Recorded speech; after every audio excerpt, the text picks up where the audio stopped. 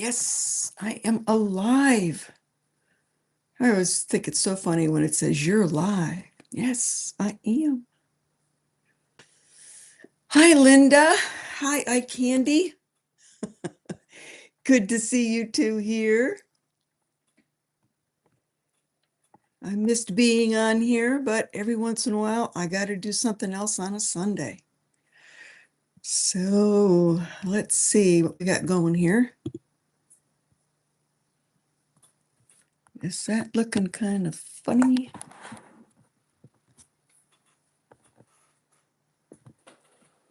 Something looks weird on that part of my screen.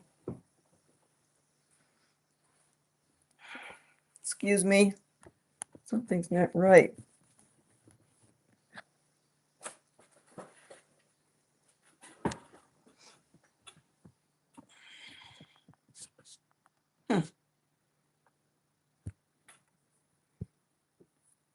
This side on my screen looks dark and this side looks bright.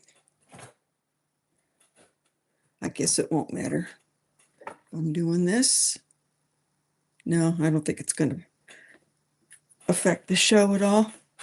Oh boy. Hi, everybody. Hi, Mike. Good to see you. Hello, Madame Bougeot. How are you? And Ruby Girl's mom. Beach, please. Hi, hi, hi, hi. Good to see you all. No, Honey Bun. Honey Bun is an independent little cat and so smart. It's so smart. He can open up doors. He can go in and out.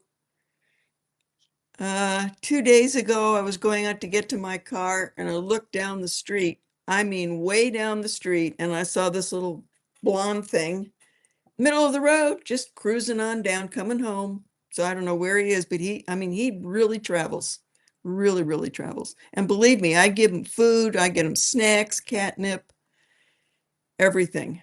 So it is just his independent nature. I think he's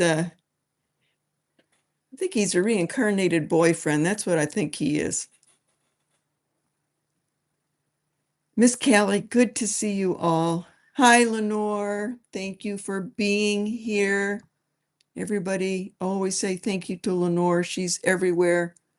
What a hardworking woman she is. So, as usual, I got lots of inventory, but I've got a really cool load of Native American coming. It was supposed to be here today, and it's not. I just saw it again. There is some kind of a strange little spirit light, and it just came out and went like this, and went all the way on up. I have never seen them before, but in the last 3 or 4 shows, they seem to be showing up. It's like a little globe light. Comes in from behind and it kind of goes in and out. If you go back, you'll see it. You'll see it once it gets up, once it gets up here. Whoops, up there. I'm seeing them in your life. Oh, Lenore, thank you. I'll take all the help I can get. Life is fun, but not easy. That I can tell you. Little scamp needs a GPS. You know, I do have a GPS here. I haven't put it on him yet because you got to sign up for it. But if I go on an extended vacation, and by that I mean like a week, and he stays here and I have somebody watching him, then I'm going to put a GPS collar on him. Just so whoever's staying here doesn't freak out, when they open the door and he disappears for the entire day. And then he cruises back in around 10 o'clock because that's bedtime. And then he wants to go to bed. And then he tells me he wants to go to bed. So, little bit of everything. I do again have a number of chains, the Mexican heavy link chains. I know some of you did some special orders. Those are being made in Mexico. They have not shown up yet. I just got another batch. But these were ones that I had already purchased and they had to make them for me. I purchased them at the show because I bought everything they had. So the ones that were special orders are not in yet. But this was one of those, this is probably the most expensive one. This is that 32-inch super heavy link, textured, oxidized. Very cool. I got more of these coming that are shorter. They're like 24 and 20-inch. But I've got a lot. I really do. I've got a lot of super long ones, 32 inches. I got lots of the links that are like the paperclip. And I call them paperclip because to me they are. Lots of them. And then of course a whole array of other kinds of chains. So you just have to ask me if that's what you want. Thank you, Laura, for putting that up because I forgot to do that. But yeah, for anybody, I don't see anybody in here new yet. But if you, hello, precious things. Precious things, welcome in. Yes, you are absolutely right because I really do believe that jewelry, because it's metal, and if it's something that somebody has been wearing, like a wedding ring or something, they wear it their whole life. There's so much of their own energy in those that it's very possible that there is jewelry that actually, is retaining someone's energy. So definitely cleaning your jewelry if you feel like the need to do that. It is there. I wash everything, that comes in. Some things have to be repaired, and that means maybe polishing. So things do get cleaned here by me, but I am not doing any kind of ceremony or prayer over any of it. That is for each individual if you feel the need for that. So, anyways, precious things, welcome in. If you want to buy anything or bid, you will have to go and register now, and it takes about 20 minutes before you will be able to purchase anything. So if you're just here to watch and chat, no problem. But if you think you want to buy something, you need to register right away, or else you will miss the mark. I think so far, I think I know everybody. Hi, Lucy. Yep, I think so.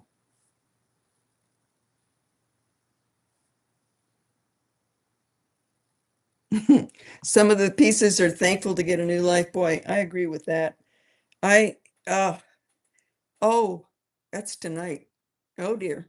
Well, I'm in the process of buying the most expensive piece of jewelry I have ever bought, and I'm at my limit.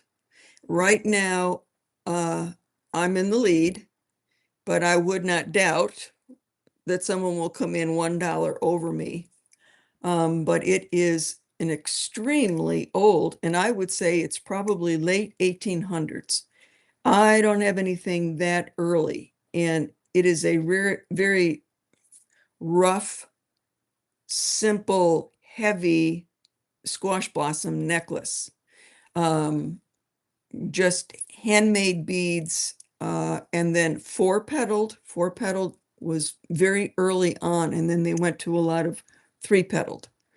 So this was four-petaled, and by looking really close at how it's made, it is very rough. So to me, that is telling me it's really probably late 1800s because they did not have the tools. And I'm pretty sure it's coined silver because you can tell they had a very hard time working the metal because the coin silver is a little bit harder and they don't have the right tools. So trying to make those Navajo pearl beads, it's I am simply going for it because of its age. It's not anything that's like particularly pretty. But for me, like with my Heishis, they're not necessarily pretty. I'm going for the age and the history behind it. It's on cord, and that cord is so old. It's all frayed and it's got knots everywhere. The whole thing's a mess. But again, that tells me it's like me. It's old. It's a mess, but I love it. Hey, Olga, good to see you here. So I guess you'll know next show if I get it or not. I'm praying that I will, but I just can't go any higher. I think it's worth a whole lot more than what I'm bidding, but I just don't know. If I do get it, I am sending it off immediately to have it evaluated because I think I know what it is, but I want to have a second opinion from someone who, is more knowledgeable than me. So if I get it, it's going to be gone for a couple weeks and then I will get it. It is not on sinew. No, this is on extremely old cording is what I'm going to call it. It's not even thread. It's almost, like rope is made out of sisal sometimes. It looks like that. It almost looks like a sisal type plant, almost plant fiber. So it's never been restrung. And it's falling apart in places because it's fraying, especially down where the nausea is. You can see all the fraying. So it's still in its original condition. And if I get it, I will probably leave it that way because to me, this is more like a museum piece. In fact, maybe it'll end up going to a museum. So we will see. We will just see. It's hard to find something like that. And then, you get scared because it's not a pretty piece. It's not something that anybody would say, oh, this is gorgeous. What a gorgeous, like this one up here. People would be proud to wear something like that. One that I've got, oh man, it's just a mess. But that's how I know. That's how I know. I looked at everything on that piece and everything 100% tells me this is really, really old because it's so rough in its making. And the metal is so heavy, they had no way to refine it. They couldn't roll it out. They didn't have those back before 1900.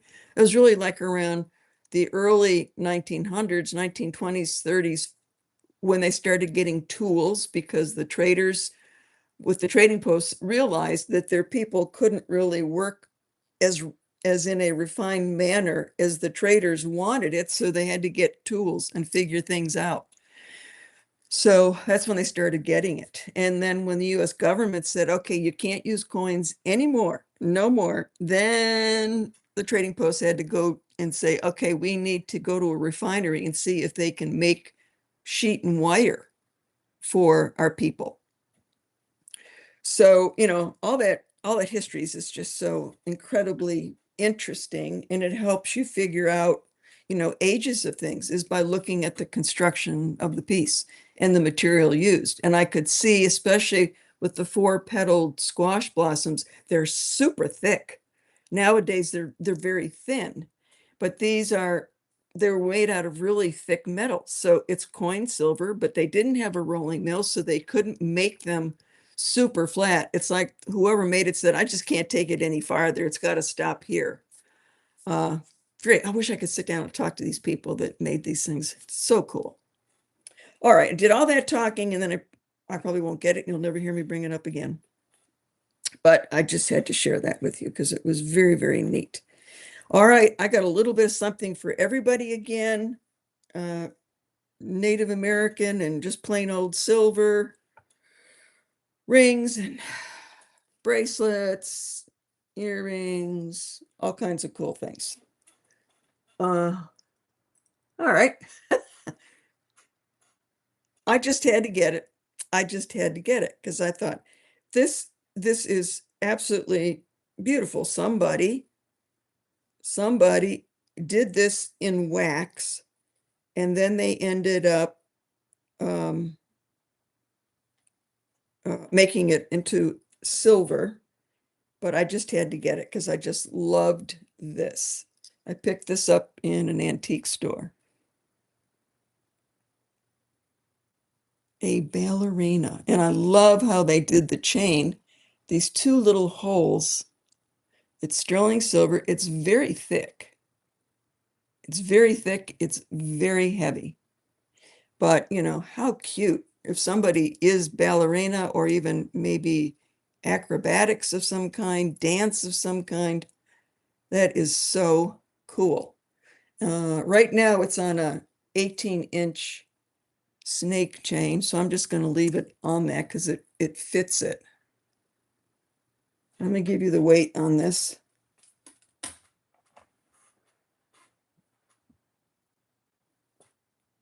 Whoops, that didn't work. What's going on with this? All right. All right, that's over an ounce. That is 33 grams. 33 grams. I'm going to do this at only $3 a gram because that's how I bought it. And you know, I don't usually buy by the gram, but this time I got it by the gram. So this one, this is a buy it now. 33 grams. It is stamped. It's stamped sterling, and there is a hallmark right here. And I think that the hallmark, it's very stylized and kind of overlapped. So it's almost like, it almost kind of looks like an H and an I, like high. But if somebody, oh, somebody already bought it. All right. If somebody gets it, you can take a look at it right down there. So it is an artesian piece. I wouldn't doubt if it isn't just a one of a kind, it was probably made for someone who is a dancer. All right, who got this? Janet, good for you. Way to get in there. That is, I mean, $3 a gram for that. That's excellent. I love it when I find little interesting pieces like this. Okay, I can't do what I did the last time. I kept running out of bags.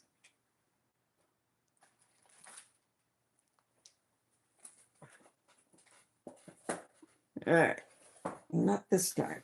Not this time. Thank you, Janet.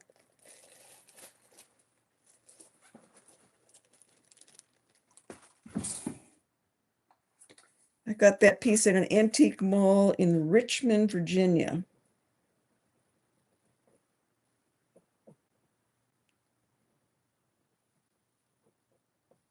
I get pretty lucky at that mall, but I got to drive 2.5 hours to get to it.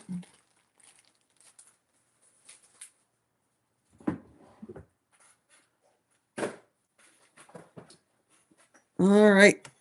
And from that same booth, I got more horse pins, sterling silver.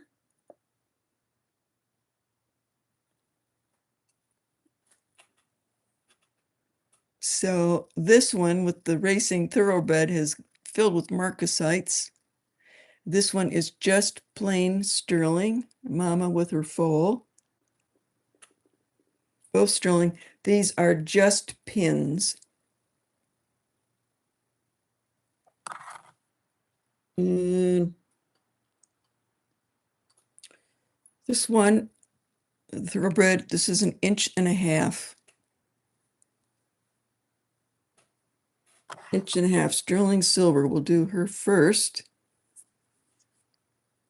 Buy it now.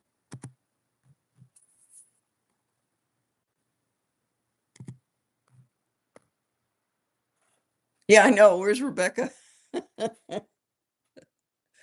Well, if she shows up, I'll go back and show it to her. loaded with little marcasites.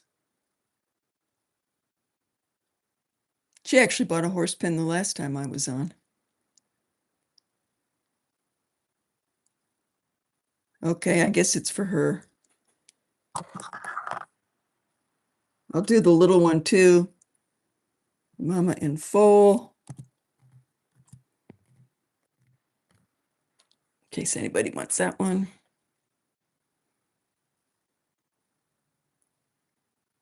Oh, hi, Jen.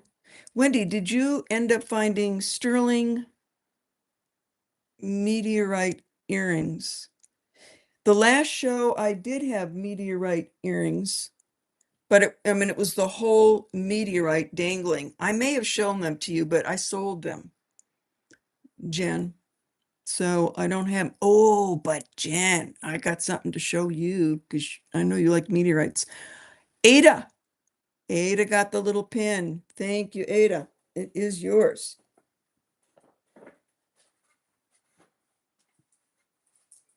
I'll bring the meteorite pendant that I made that I just got. I have had this meteorite for a very long time because I've just loved it. Oops, wrong one. Let me get this done before I send Ada the wrong pin. All right, Ada, I got you squared away here.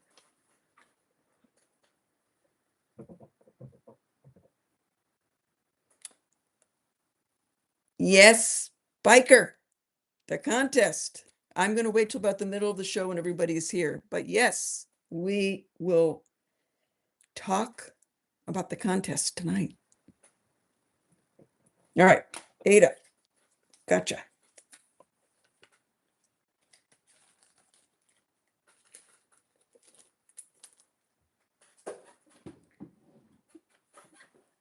Okay, here's the meteorite pendant. Now, this is not the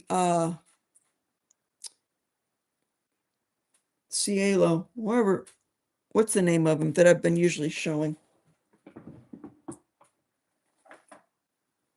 Campo del Cielo. It's not that. This comes from a different place, and I cannot remember. But I've had this one. I loved it because it's almost like lava. It just folds and folds and folds. So I thought this week I want to set this up. So I put it in a very like brutalist type setting.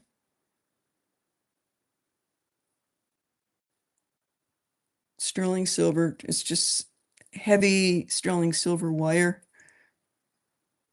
But it's a beauty. I just love it. And I mean, the chain went with it so well too, because it's kind of this is an old antique chain, oxidized. It's heavy. The meteorite itself is a little over an inch, like an inch and a quarter. With the setting, it's an inch and a half, and it's on an 18-inch sterling silver chain. So something like that just doesn't look right in like a fine setting. So I like them in that brutalistic type setting. So this, my work in the chain. Okay. Okay, this is going to be a starting bid of 125.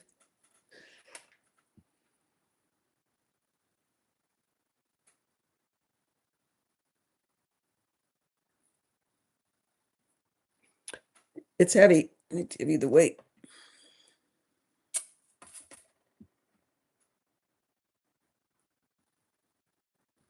23 grams. Ruby's girl mom. All right.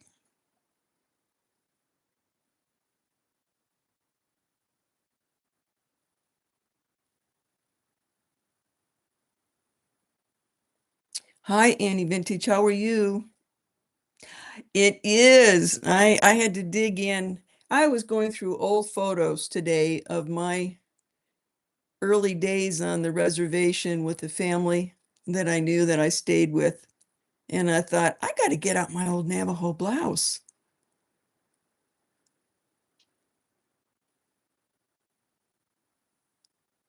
Hey, Kipper. Okay, I'm going to count down for Ruby's girl mom. Going once, going twice, and sold. Thank you so much. This is another meteorite, but I literally found this one, so I would not part with it. But again, look at it's very lava-like again, but it's a meteorite, and I found it out in the desert on one of my rock hunting expeditions, but I wasn't looking for these at all. I will set that up for myself one day.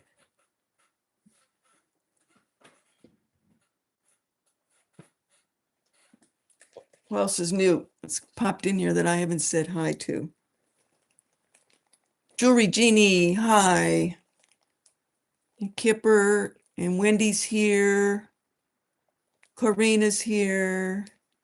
Annie Old Vintage. Thank you all so much for coming in.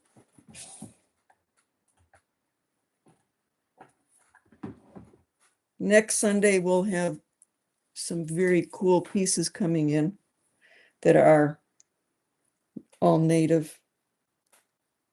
Okay, let's see here.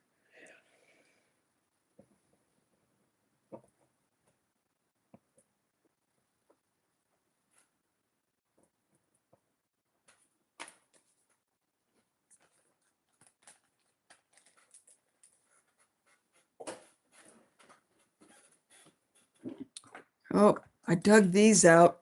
I've had these a long time because they were like just the right green for me. This is some Tibetan turquoise.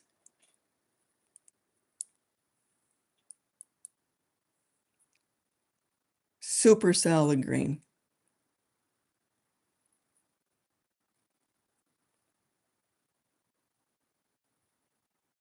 And they are on sterling wires.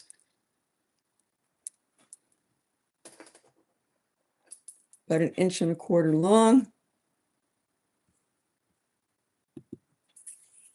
These are a buy it now of 45.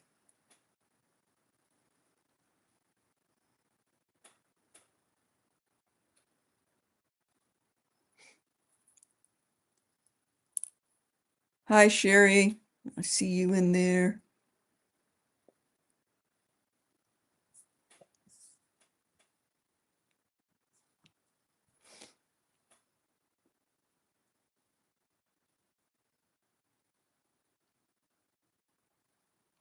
Yes, I certainly can, Jen.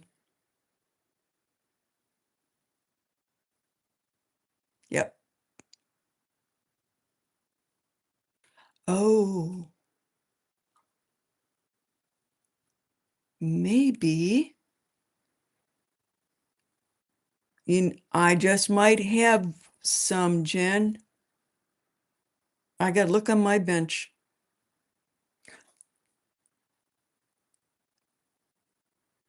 Okay, let's put these down. I got something in my eye. That's not my finger. Okay.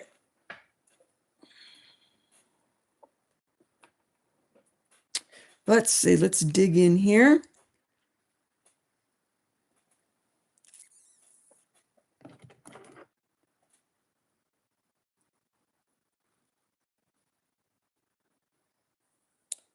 Beautiful. This is an older piece. I can tell by the pin back here. Made in Israel. And it is both a pendant and a pin. Beautiful Mediterranean red coral. Lots and lots of beautiful silversmithing on here.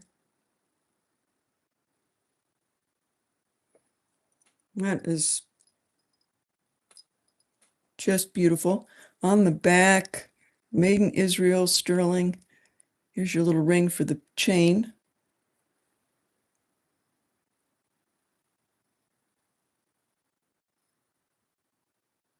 Nice size.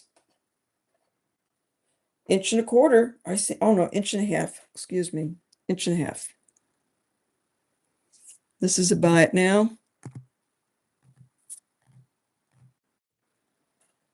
$4.60.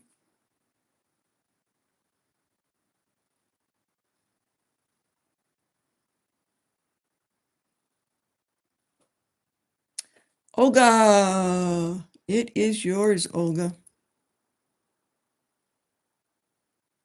Beautiful silversmithing. All hand done. All those little pieces are made and soldered in there separately. And look at that coral. Just quality.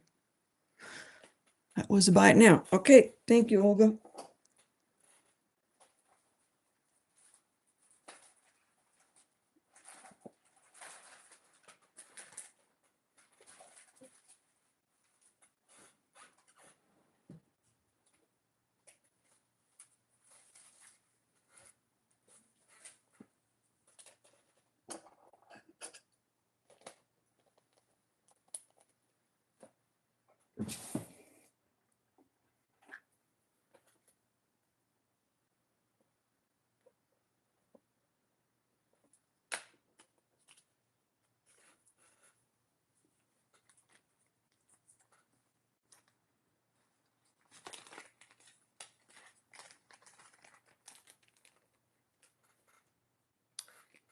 I had a wonderful day at the lapidary, but I also had a sad day at the lapidary because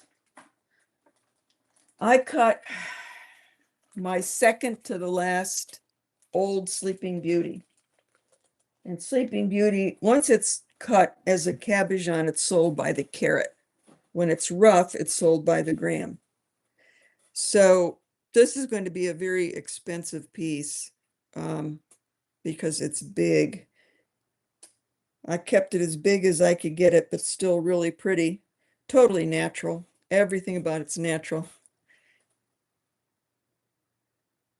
Such a typical blue. See, I mean, I could have cut the matrix out, but I thought there's just no way. I'm not going to lose that material. I'm keeping that matrix in there.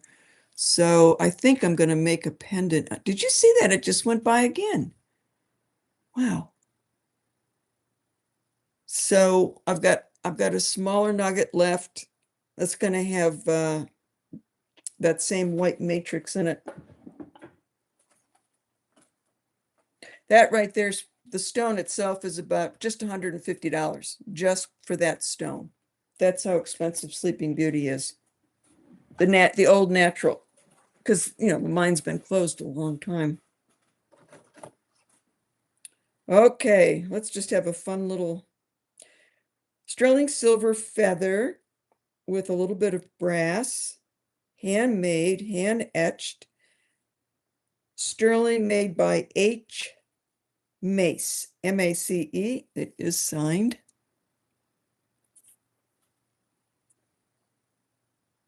Make a nice little pendant. Oh, I can put a ring up there. Just notice it doesn't have a ring, but it would look really nice on a chain. It is 2 inches.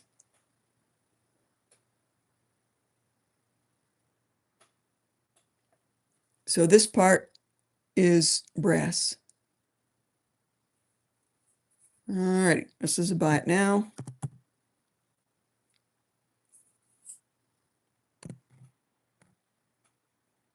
$35. You could put that on a gold filled chain too, because that brass is like the color of gold filled. Hey, Sirax, good to see you.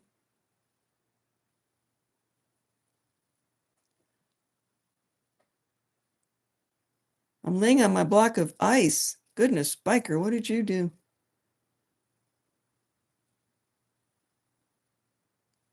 Les Mac, you've got it. It was a buy it now. It is yours.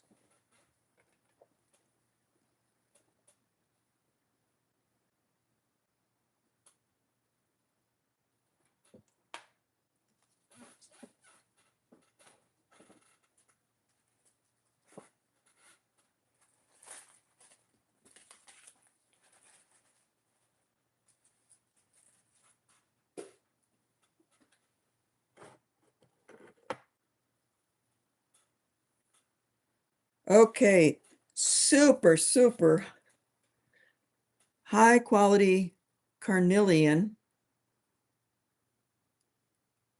Very thick, very heavy, very deep red. This is an older brooch, Art Nouveau. And then a little tiny dot of amethyst. Amethyst is right there. You could certainly wear it as a pendant just by sliding your chain through here. It would look like that. Gorgeous, just beautiful piece. Is the setting. You see that old style here for your pin back? It's beautiful.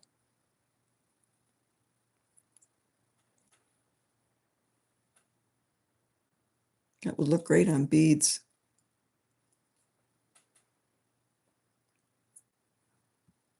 All right, buy it now.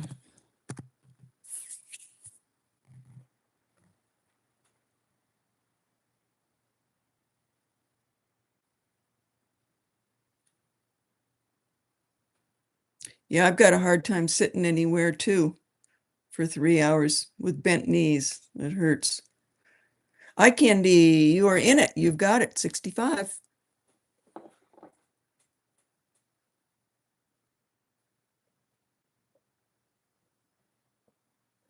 Oh boy, and I just want to thank you all. The last email sale that I had, the beginning of the week, first time ever I sold every single piece. I was blown away, just blown away, but every single piece went. So 40 pieces. Thank you all so very much. And I picked up a couple new people from it. It was just rings. Oh no, I had a couple bracelets in there at the end. I threw those in because I wanted to get 40 pieces.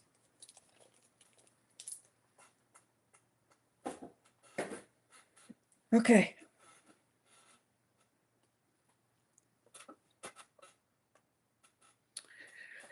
Spider web. Yes. Older vintage ring. It is not signed. Very nicely done though. So not a beginner silversmith by any stretch. I would say this is pre-50, pre-1950. But look at that gorgeous spider web in there.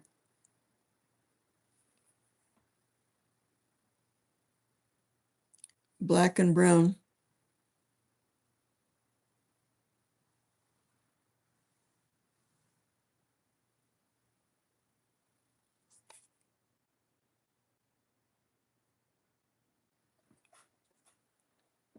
Just a few little raindrops as embellishments. And it is a size 6. Well, right, 6 1/4. But 6 1/4 right now. Very, very nice.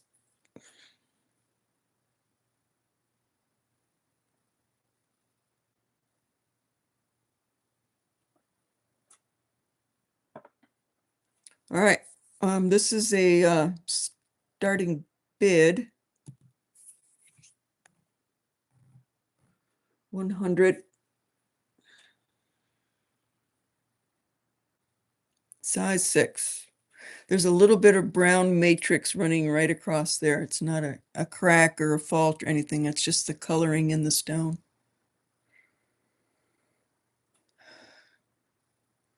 Can it be an 8? That means I got to take the stone out, add a piece of metal. I'm going to say no.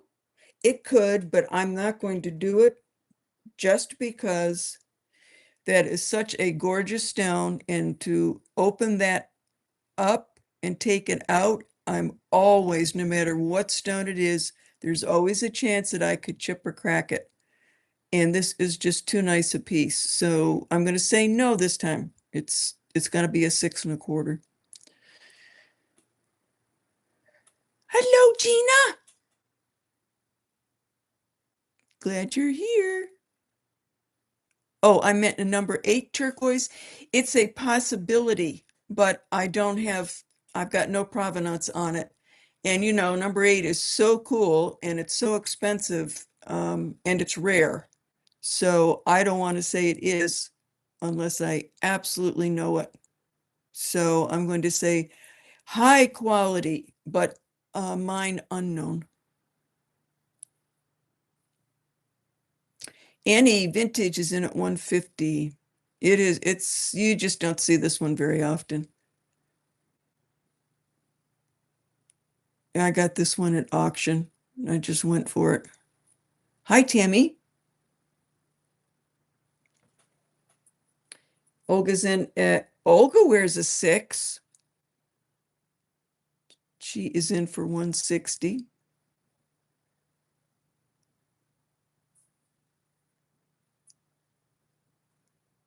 Gina's handing out the flowers here, everybody. Everybody's getting a sunflower.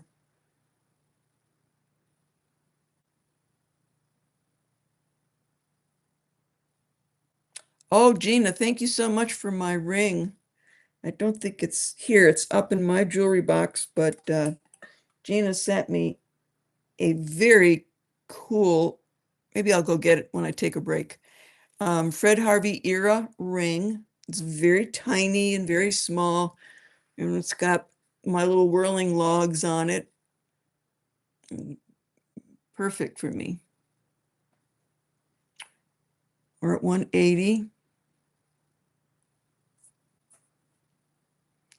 Gina's my lookout person when she goes to her pawn shops. It's like, find me whirling logs.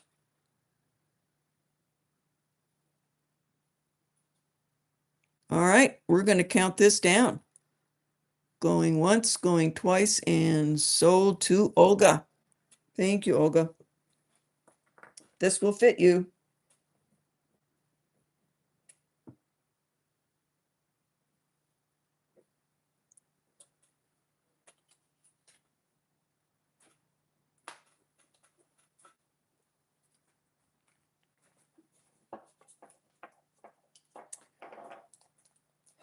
Gina is sweet, but we've all got wonderful resellers.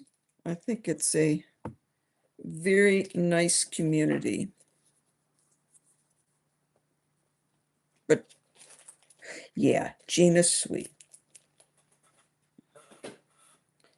Okay.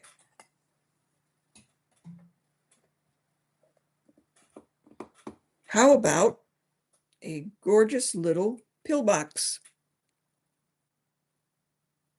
Absolutely perfect condition. Heavy hand engraved design. Really good snap. Very clean on the inside. Put your aspirin in there or your daily vitamins. Stick it in your purse. And it is stamped on the back. Sterling. Let's see here.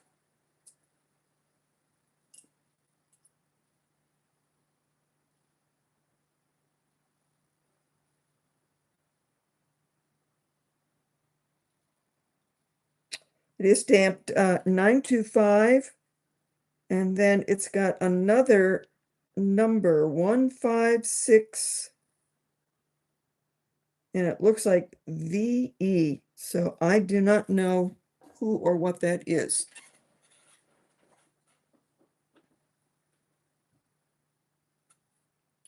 This is a buy it now at 45. Perfect condition, nothing wrong. Very good snap. Hi, Candy. You got it.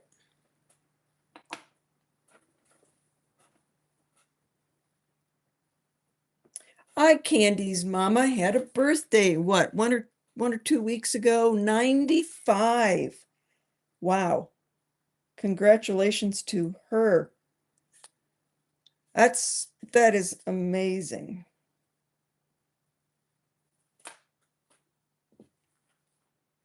My mom lived to be 90 and my dad 92. And they both lived with me out in New Mexico in my home. It was very wonderful spending the last few years with them because your relationship is so very different when the tables turn and now the daughter's taking care of mom and dad and you just you see them in a very different light. Very different.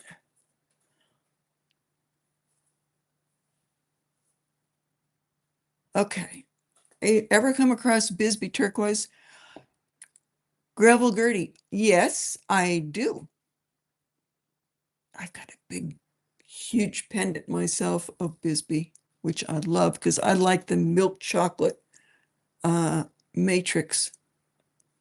Oh, she's sitting there. Okay. Hi, eye candies, mama. I don't know what your name is, but I'm so glad that you're sitting there watching us. And I bet a whole bunch of people are going to say hi to you now. So watch that chat. Lots of happy birthdays to you. Okay, this is just for fun.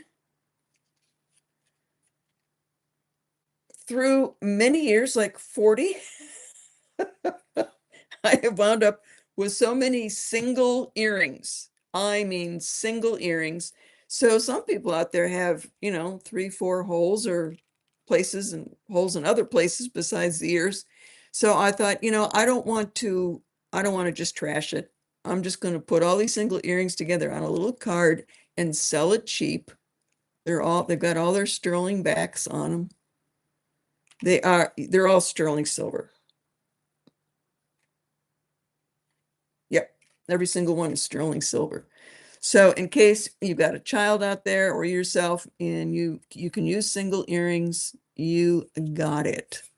This is a buy it now for 25. We got amber, pearl. This is a Zuni turquoise here. Amber, opal. That's a little faceted stone, but I don't know what it is. Turquoise, little sugilite. Oops, up here. Turtle shell, you have got it. First one in, 25. Thank you. It's better than trashing it.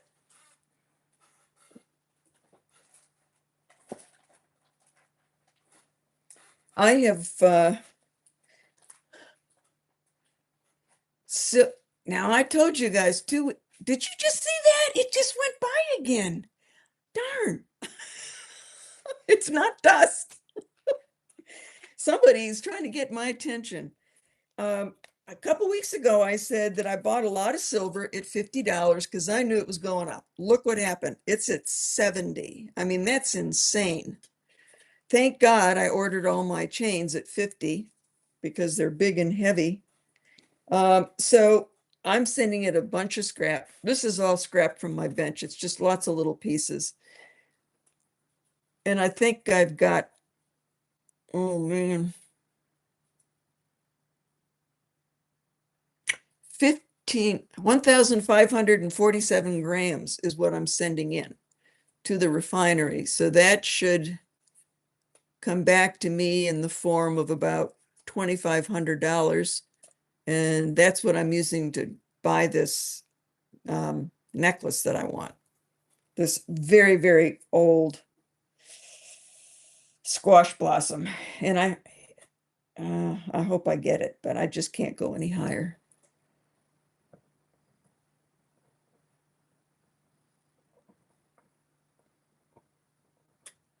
And all those rings that I sold this week to you guys, thank you very much. They were going bye-bye if you all hadn't bought them. Okay.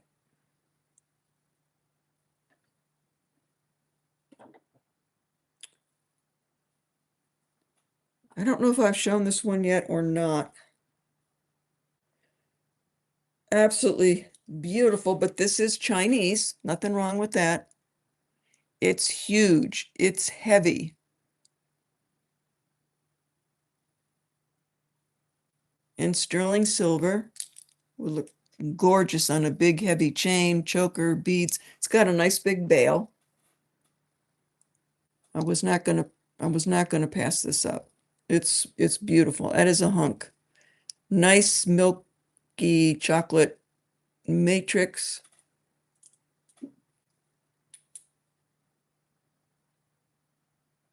No color change, so there's no paraffin in there or resin or anything. There's still a lot coming out of China and Tibet that doesn't have to be stabilized because it's pretty hard. All right, this pendant is starting bid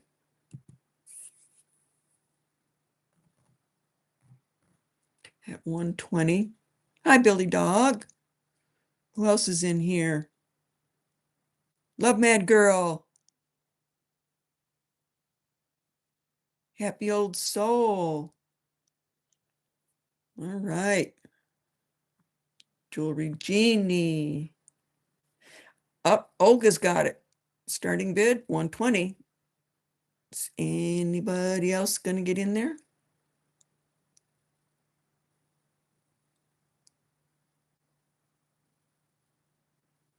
Kipper's in at 125. Rachel, hi Rachel, welcome in.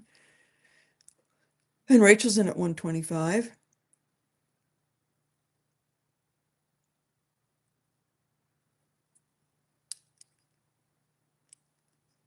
I'm really getting into these big pendants.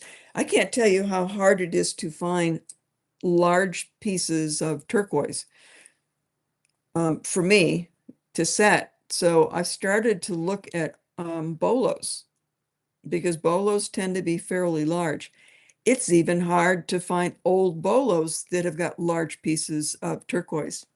And then I thought, well, if I can find a large bolo, I can take the bolo apart because a lot of people don't wear bolos anymore, and I can reuse the turquoise. Olga's in at 135, Kipper's in at 140. That's why I got this big guy. This is both of these are for sale. We'll put those up later, but I have not seen anything like this in a very long time. It's got to be old stock.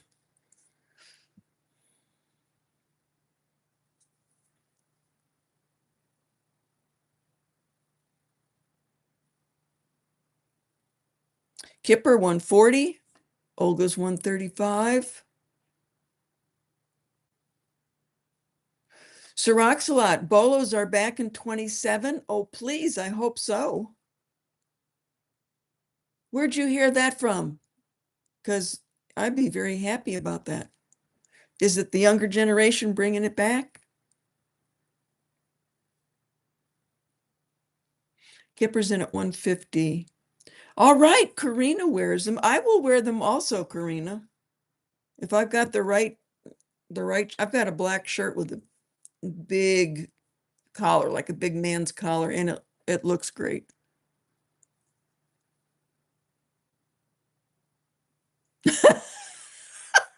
Okay, Madame Bougeot. Tammy loves bolos. All right. Wow. See, I live such a sedentary, alone life that I don't get out much.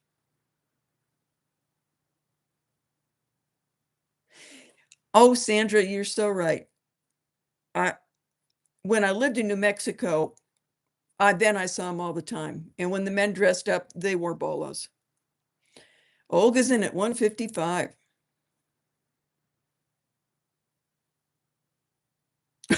Oh, okay. All right, Cirox, I get it. Kipper's at 160.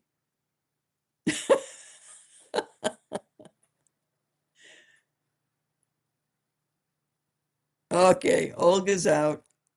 Kipper, we're going to count down for you. Hey, Bruce, how you doing? Welcome in. Okay, we're counting down for Kipper. Going once, going twice, and sold. Thanks, Olga.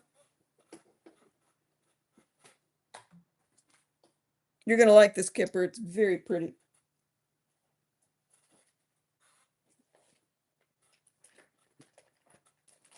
The last auction that I was watching, there were some big pieces, big bolos.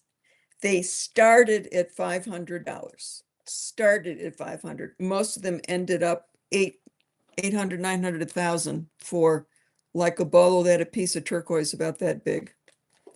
Black cord, simple, nothing fancy, but it was the turquoise, the size of the turquoise.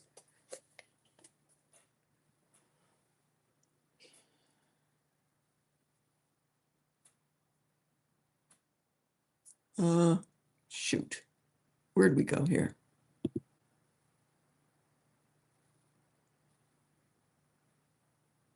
Kipper, 160.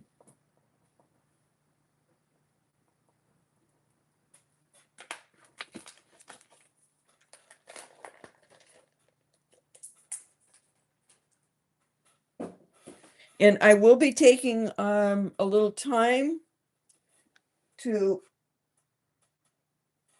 tell you the status of the competition. And I think I had 8 people that entered and sent me such fantastic ideas that one person's going to win, but everybody's going to get a prize because it was just beautiful ideas, really, really creative. And I'm glad everybody put their artist hat on and came up with great ideas. But I did have to settle in on one person because somebody has to win. So I will be sharing all that a little bit later. All right, I have got 2 Fred Harvey era bracelets. These will go up. And I think this was the really small one. People must have had really small wrists in those days. They probably did because they didn't have all the junk food. And this could fit a 7-inch. Yes, this one could be 7-inch, but I can close it down. Let me just make sure.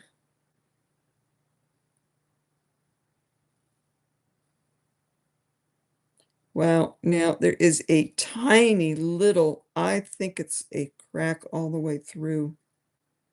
It's so fine. It's right there. So I will have to fix it. If it goes, I will fix it before it goes out. So don't worry about it. All right. So a Fred Harvey era. There's no stamping on it. So, oh, there it is. It's a Sanford. Oh, it's a Sanford. I have to test it because Sanford did sterling, but they also did silver plate for the tourist trade. So I need to test that to see which one this is. So I'm going to put this one aside. This one is sterling. This is the small one. Beautiful, beautiful green turquoise in there. Nicely stamped.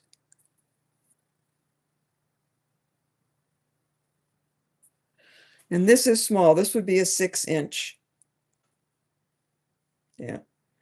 I've got it on my 6.5-inch wrist, but it's just too tight. So this would definitely be 5.5, 6 inches.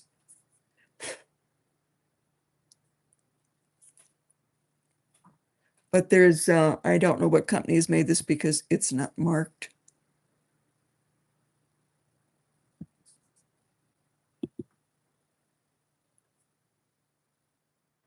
So this is the starting bid.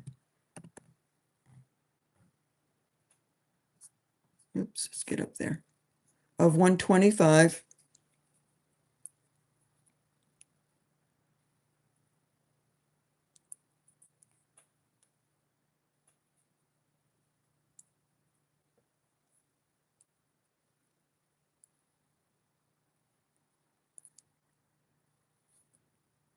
Too small for people.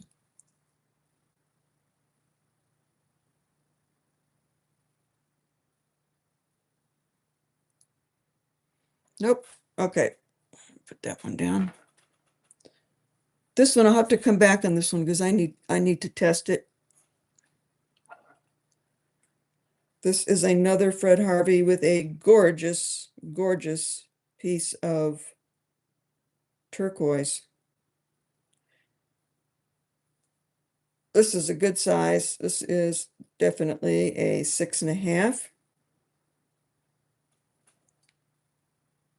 And this has got that combination of blue and green in the stone. Those are always very, very pretty. Like a sea blue, like you're looking into the Mediterranean Ocean. Ocean Sea, Mediterranean Sea, I mean.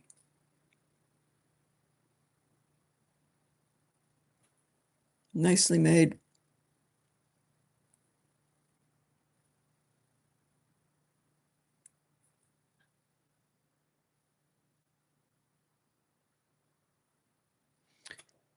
Six and a half, but it could go down. Okay, starting bid.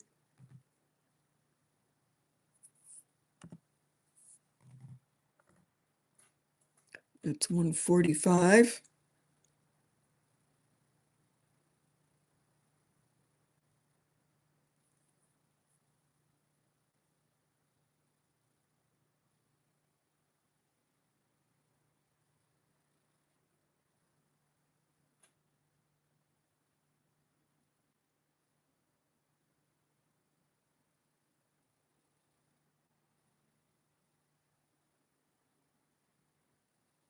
Lucy.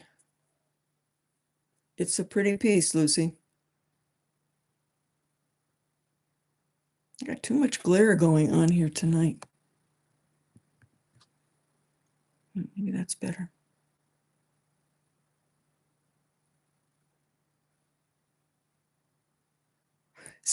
Eye candy, 6.5, a comfortable 6.5, or it could go smaller.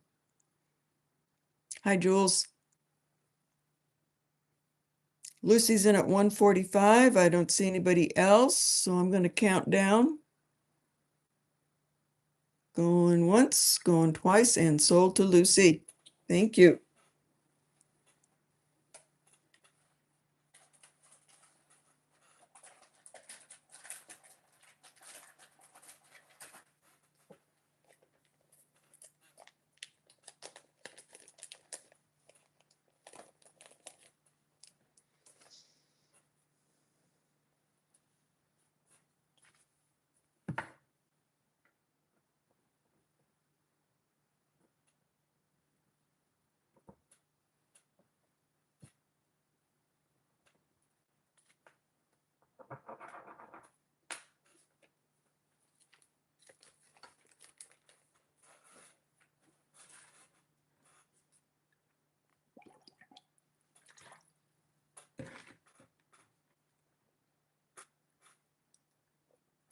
All right, let's get a couple of pretty little necklaces in here.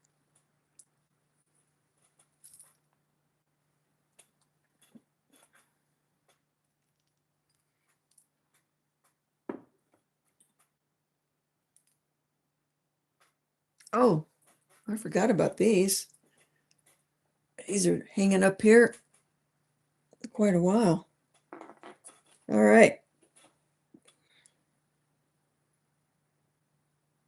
This is Navajo.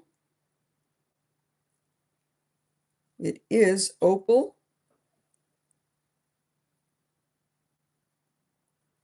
Nice Australian opal.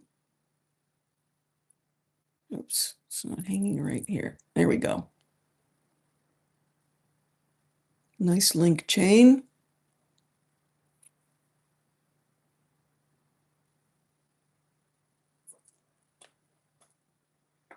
And it's it's 18 inches, a 9-inch drop, and then you've got the other little one here that hangs past your 18. Nicely made.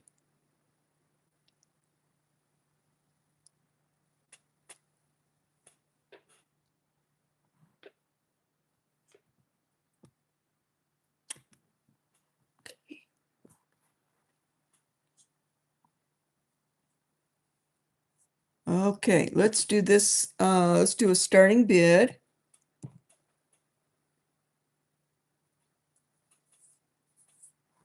At exactly 100.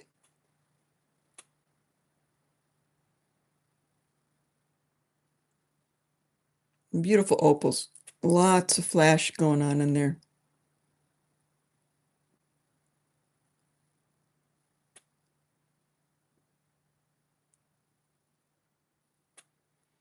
Biker's in. It is signed just a B, so there are a lot of just B's, so I can't tell you who the maker is, but it's definitely a Navajo style. Ada is in at 105.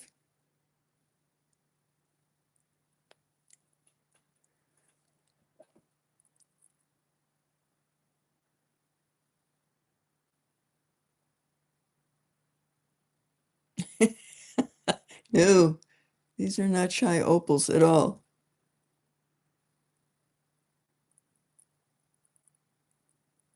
All right, Ada's in for 105. We're going to count down for Ada. Going once, going twice, and sold.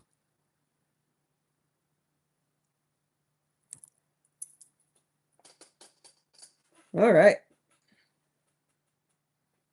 What did I do with the paper? Yep, I'm running out of paper, that's why.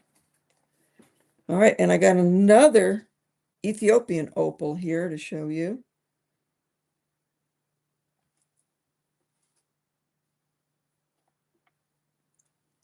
Thank you so much. It was Ada at 130.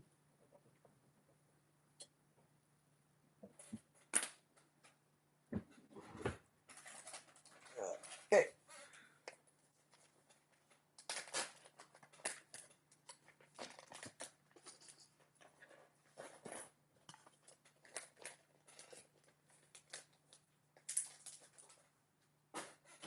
All right, and then this opal is Ethiopian in a little sterling silver setting, and this is done like nugget style. Whoops. And I haven't seen that very often with opals. Whoops, that doesn't going to help you any. There we go. That's what I'm trying to do. So this is Ethiopian opal. Lots of green, yellow, red flesh. Open on the back. And it's in a sterling silver bezel. No marks. Don't know where it's from.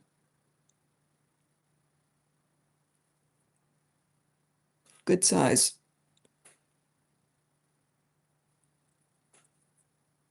It's very dimensional.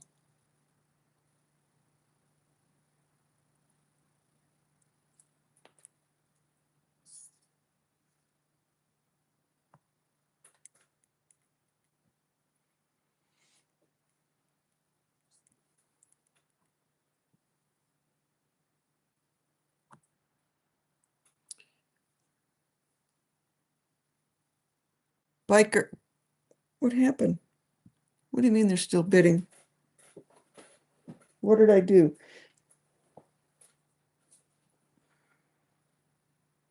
Oh, I gave it to Ada for 130.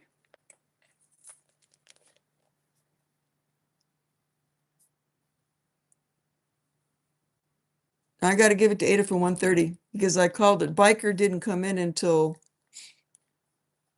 later. So Biker came in after I gave it to Ada for 130. So I can't count that. Sorry. All right. So this one is on a little 18-inch ball, bead ball chain.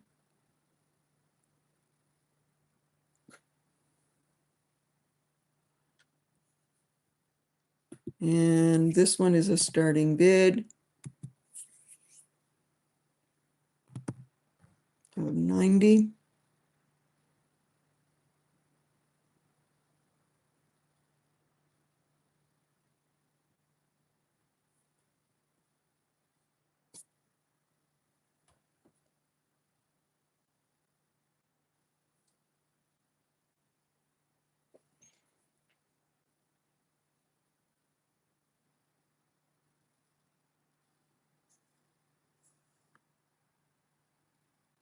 Anybody in for the Ethiopian opal? If not, I'll move along. Okay, let's pass on this one.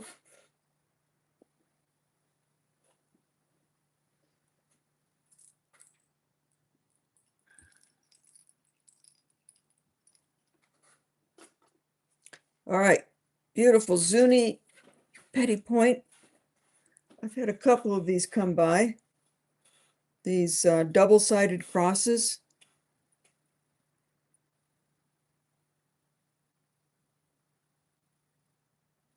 Turquoise on one side, Mediterranean coral on the other.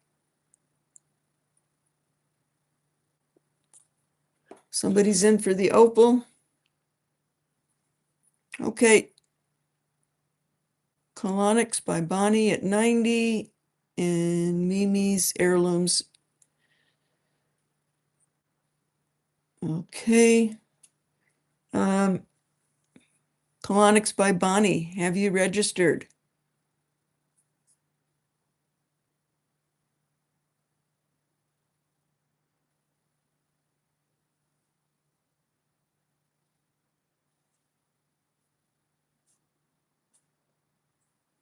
Yes. Okay. Then let's go back. Put this down here for a minute. Starting bid. All right. So we had Colonics by Bonnie at 90 and Mimi's Heirlooms at 90. And it is a starting bid. So Mimi's Heirlooms, do you want to go higher? Or are you out?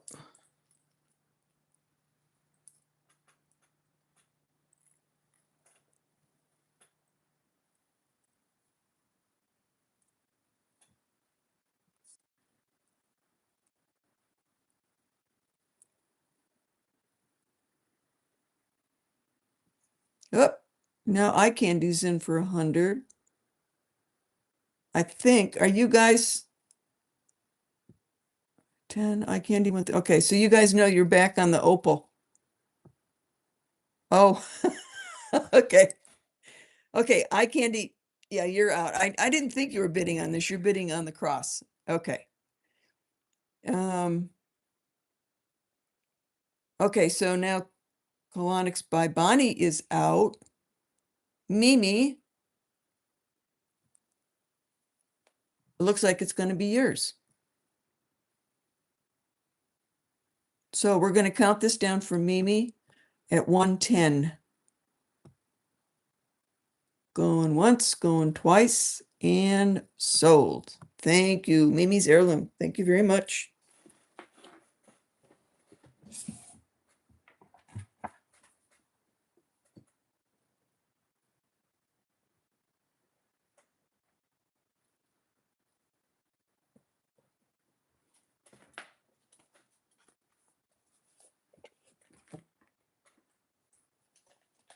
Now we'll get back to the cross.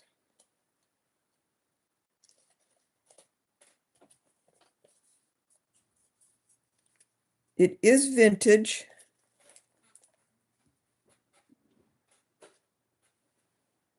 Where we go? Okay, here we go. It did come on this chain. You may want to Change or not. These usually are not signed.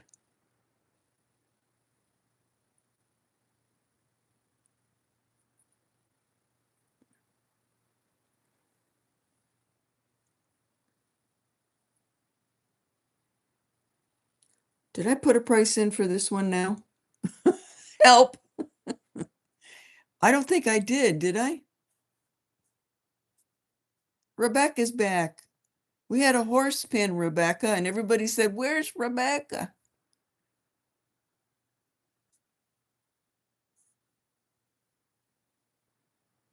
Yeah, I did not put a price down for this one yet, did I? No, I did not. All right, we are working on this one here. Mimi, you got the opal at 110. It is yours.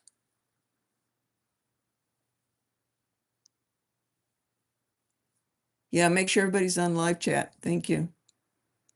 Okay, so now this one here, starting bid is 125 for the double-sided Zuni Betty Point.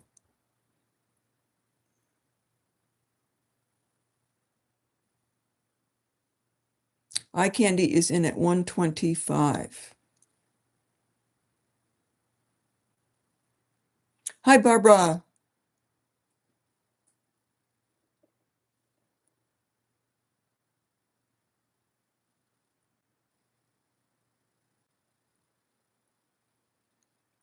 All right, I'm going to count this down for eye candy. I'm not seeing anybody else on this one. So going once, going twice, and sold. Thank you, Kim.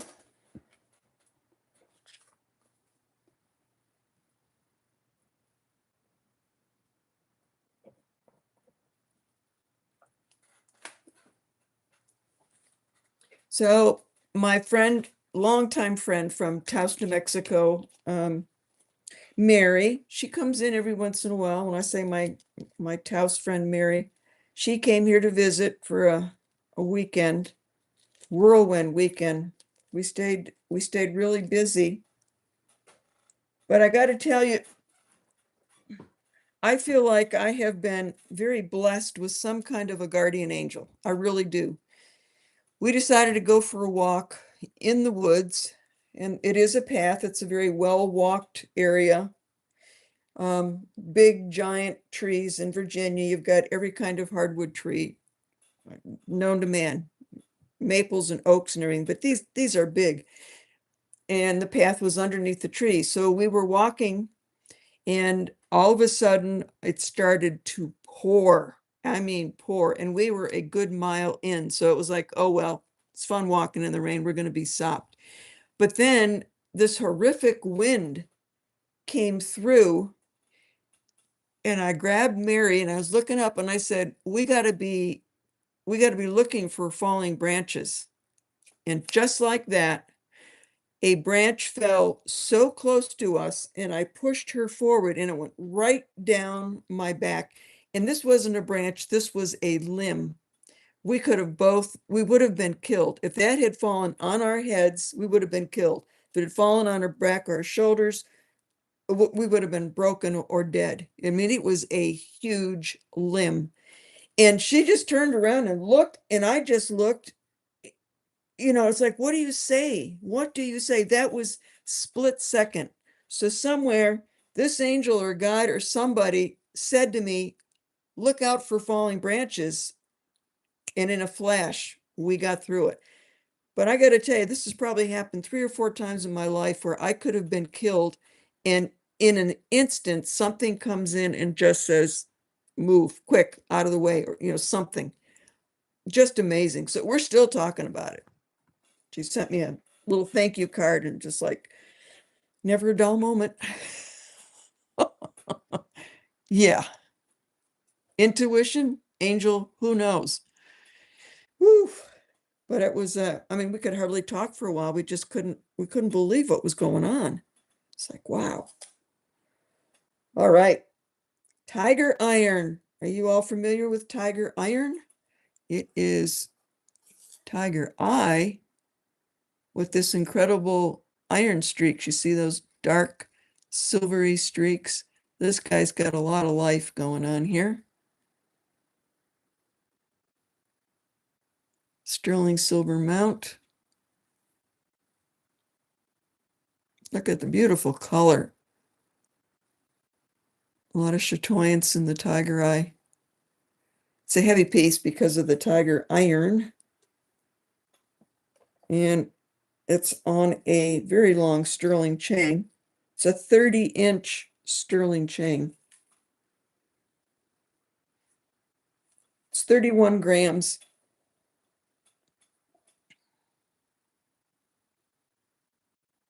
Link sterling silver chain.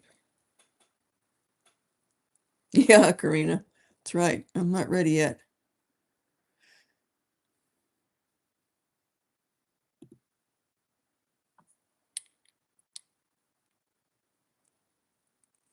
Okay, starting bid on this is 55. This is a very large piece.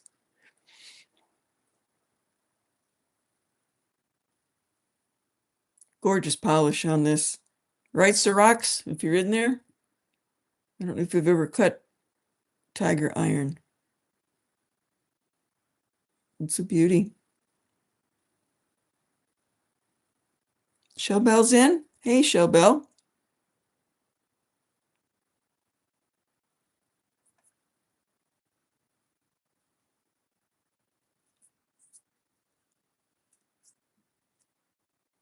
Shell is in, eye candy's in. Shellbell's in.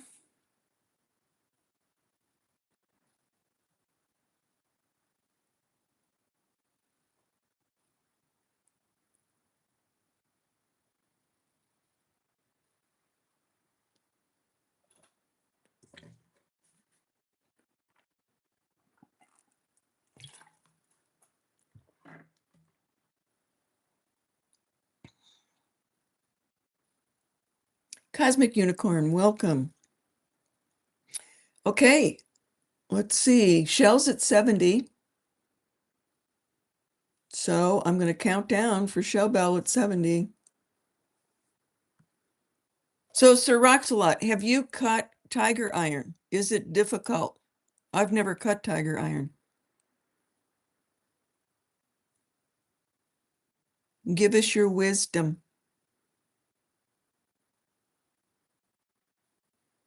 Going once, going twice. Sold to Shellbell.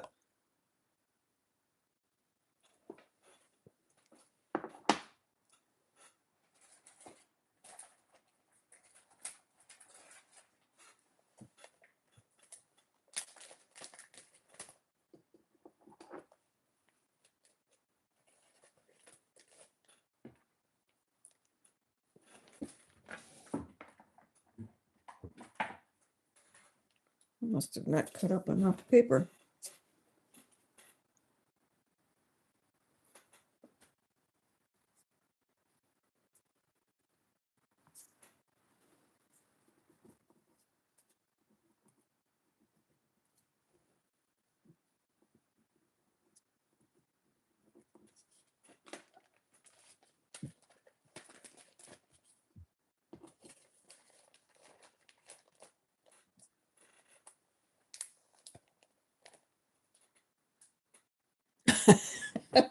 It's your first piece? Okay.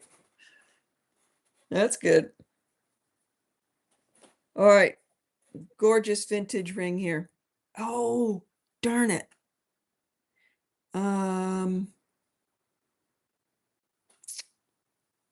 Maybe I'm not going to show it. Well, this is it.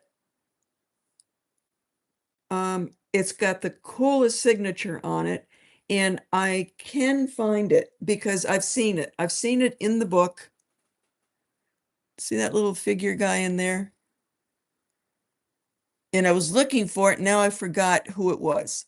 But I do have the name of the person that made it. Well, I tell you what, I'll put it up for sale anyways, and then I will make sure you get the name of the artist. It's an older piece. Very, very sweet. It's a solid blue, almost like a blue gem blue, but I don't know if it is. I don't have the provenance, but if you're familiar with blue gem and you know that color, shadow box, old handmade scalloped bezel, not machine bezel, it's handmade.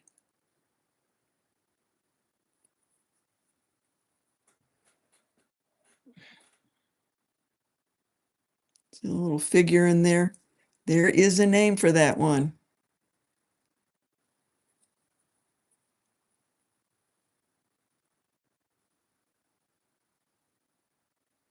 Okay, and this one is a size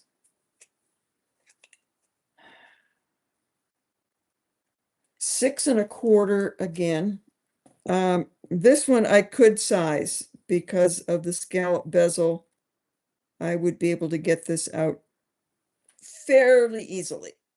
So I would be able to size this.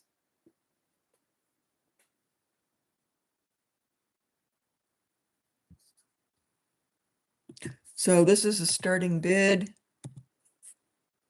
This is a really nice special piece. So I am starting it high. It's a larger shadow box. Handmade, very well made. And we've got our little guy in the back.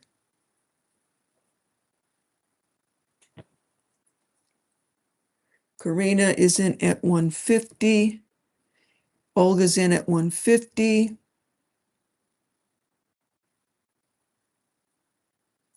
Olga's in at 160.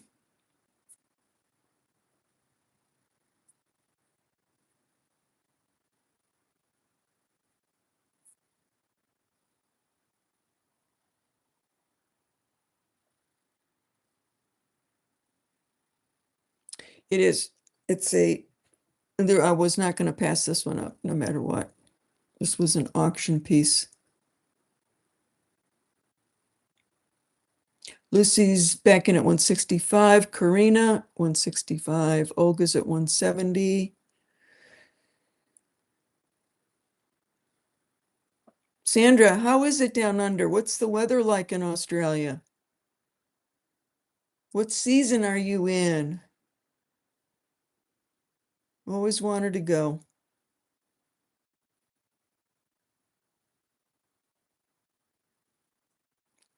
Karina's in at 180.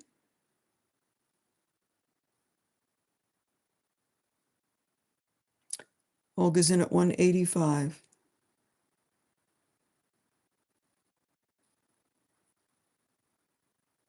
It's nippy. Oh, wow. Tail end of winter. Guess that makes sense since you're on the other side of the world. We're in the middle of summer and you're in winter. Karina's in at 190.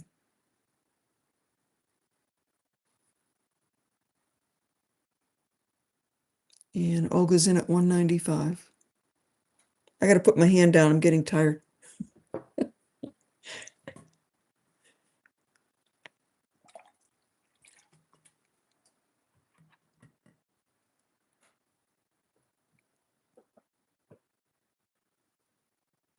Oh, you lucky girl, you. Mike is heading to Australia next month. And Karina's in at 200.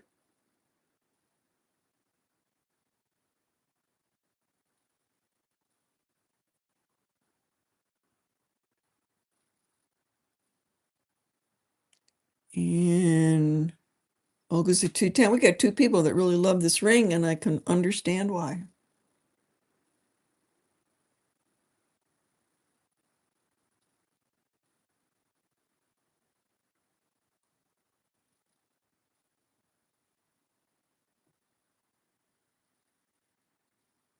We've had so much rain here in Virginia that I've hardly had to mow my lawn. I mean, it's always wet.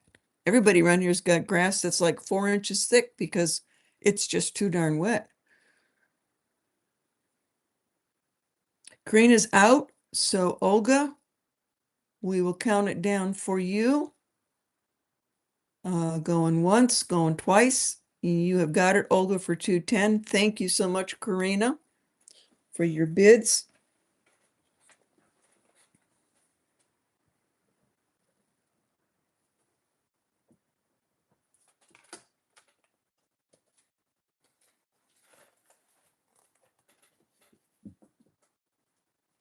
And Olga, I make sure I put down who this is.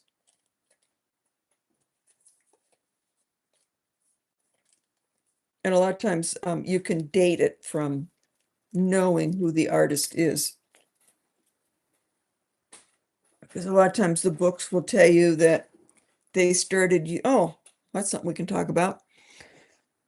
A lot of the Navajos and Hopi-Zuni, a lot of times they will change their mark. And it's actually kind of neat because if they're in the book will show the mark, like maybe it started out being a BM, but it's say at 1947, he changed it and the new mark is this. So the mark in the mark has changed. So then you can look at it and you go, oh, well, this mark was 1947. So it must be 47 or earlier. So it kind of helps out when they change their mark.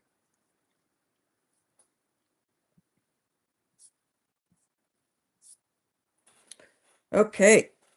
Let's do this little guy for a minute because we're talking about marks.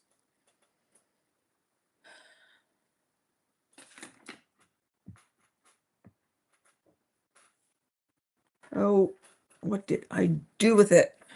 Darn it. Again, I keep saying I'm going to make this a bigger desk, and then I don't.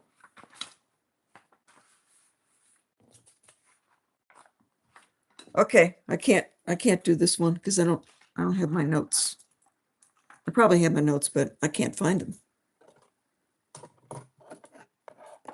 Okay. We're going to bring this guy out.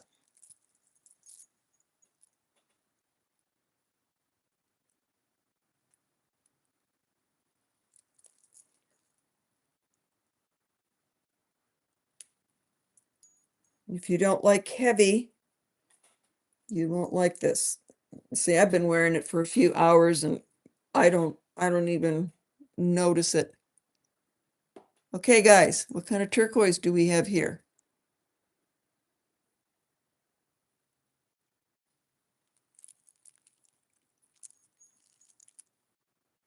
We've got lots of quartz in these nuggets. We've got a little bit of pyrite in these nuggets. We've got a natural black matrix, which looks like chert. Here's the gold, little bit of gold pyrite in this right here where my thumb is.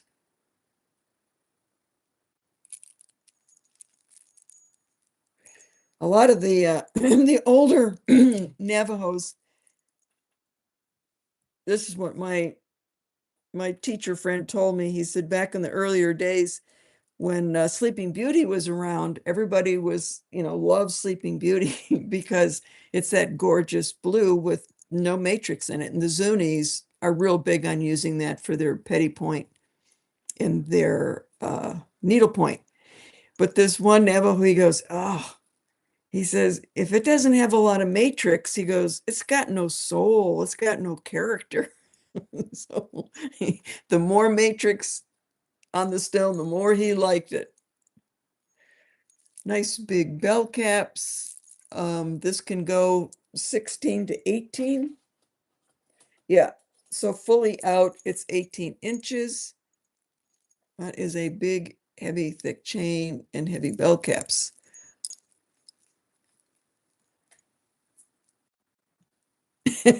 Rebecca says it's pretty turquoise. It's from a pretty mine. I love it.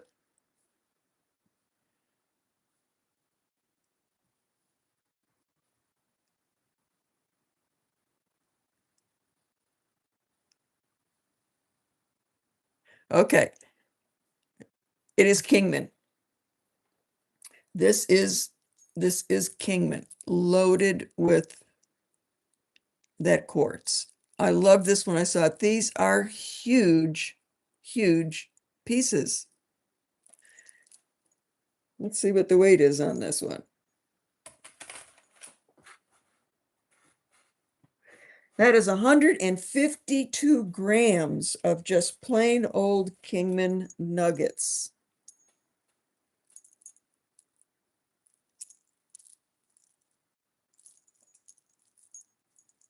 Not something you're going to find very often. Natural, they didn't do any cutting. All they did was tumble it to get the polishing in there, smooth everything out. Just plain old natural nuggets. All right. This is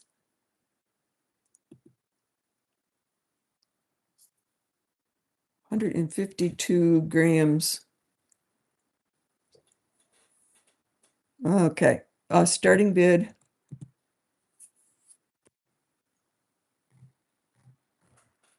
Not for the weak-hearted. 450.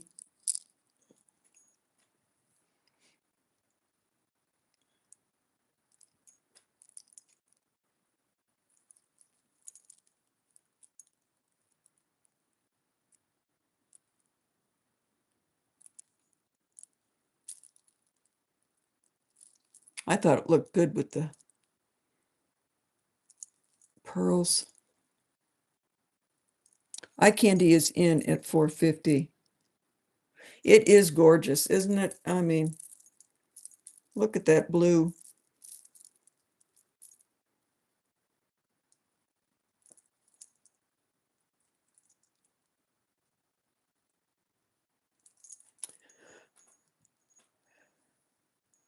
It does. It looks great with the pearls. Any kind of big thick chain, whatever. Okay. But yeah, it nests right in with that. Okay. Is there anybody else in? All right, I'm going to count down for eye candy. Going once, going twice, and sold to eye candy. That is a good piece and a good buy. I hate to see it go.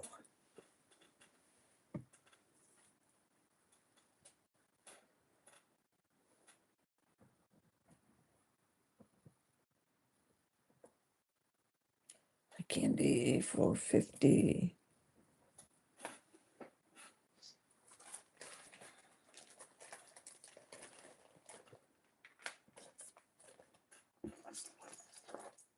Okay, we'll do one more piece and then we'll disclose the winner of the contest. Oh, yeah. This was in the video. Oh, yeah. Look at this. I want to talk about cha-cha. Here we go. This is the Native American version of cha-cha.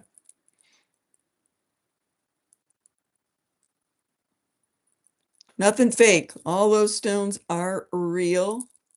And then we've got a little sterling going on in here. Little trinkets. Lapis. Little cross. Little Tibetan piece here.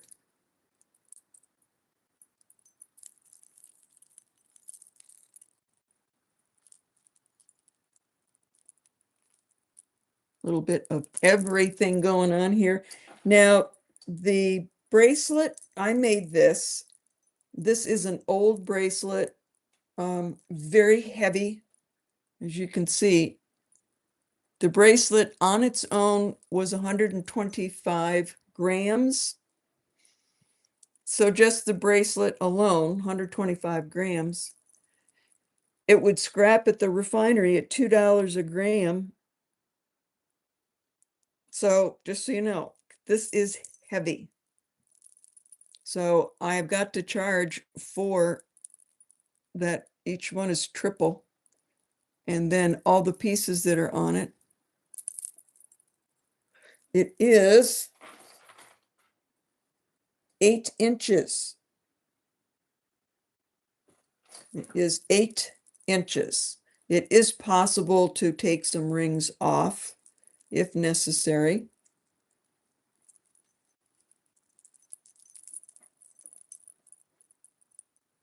One of a kind. There's a lot of Tibetan and Chinese turquoise,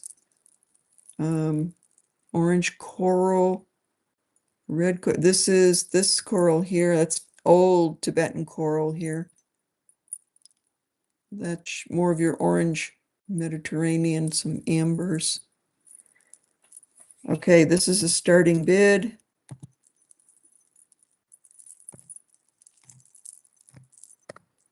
Of, where did it go? This is a size 8. I do not use bracelet mandrels, those paper mandrels. I hate them. I don't use them. I will never use them. I will not put them on. I stretch this out on a ruler from the beginning to the end. It's 8 inches.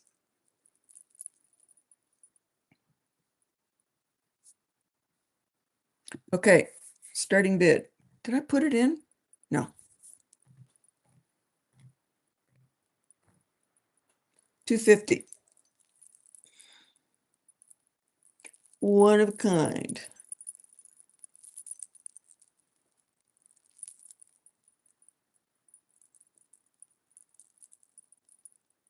Twist of fate.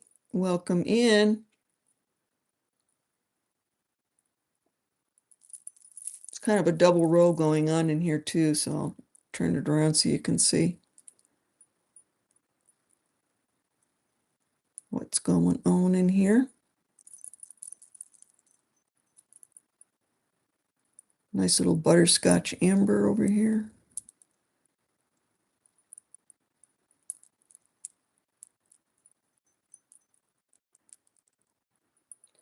Blessed Baubles is in at 315.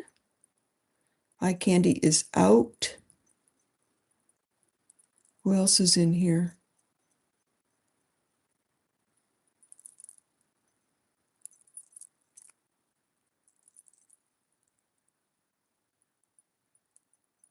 Here's a abalone. Oops, over here. Nope, it's this hand. Right there's old piece of abalone. This is an old carnelian. That is off of a Buddhist mala. It was the bottom part of a mala. This is old Navajo. It's kind of like an ethnic. It's got a little bit of everything ethnic. A little sterling silver, turquoise from Mexico. Where are we?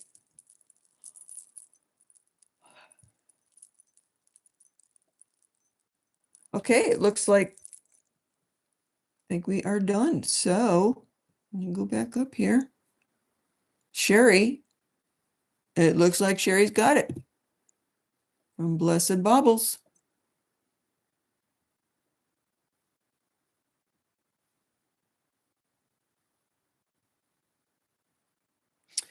Oh, interesting, Rebecca. You could hook a chain on the back. Oh, that would be super cool. Yeah, because of the links here, you could absolutely add a chain on it and make it a necklace. Very good idea. Thanks for saying that. All right, counting down. 1, 2, 3. Thank you, Sherry. On your way.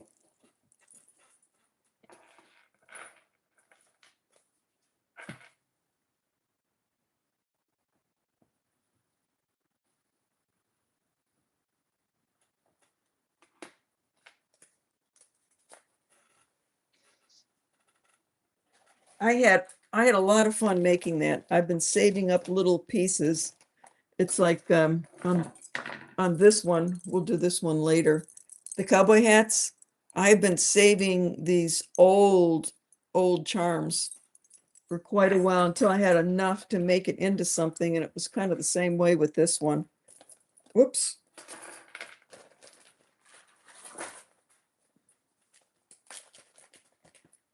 Okay, now for the reveal.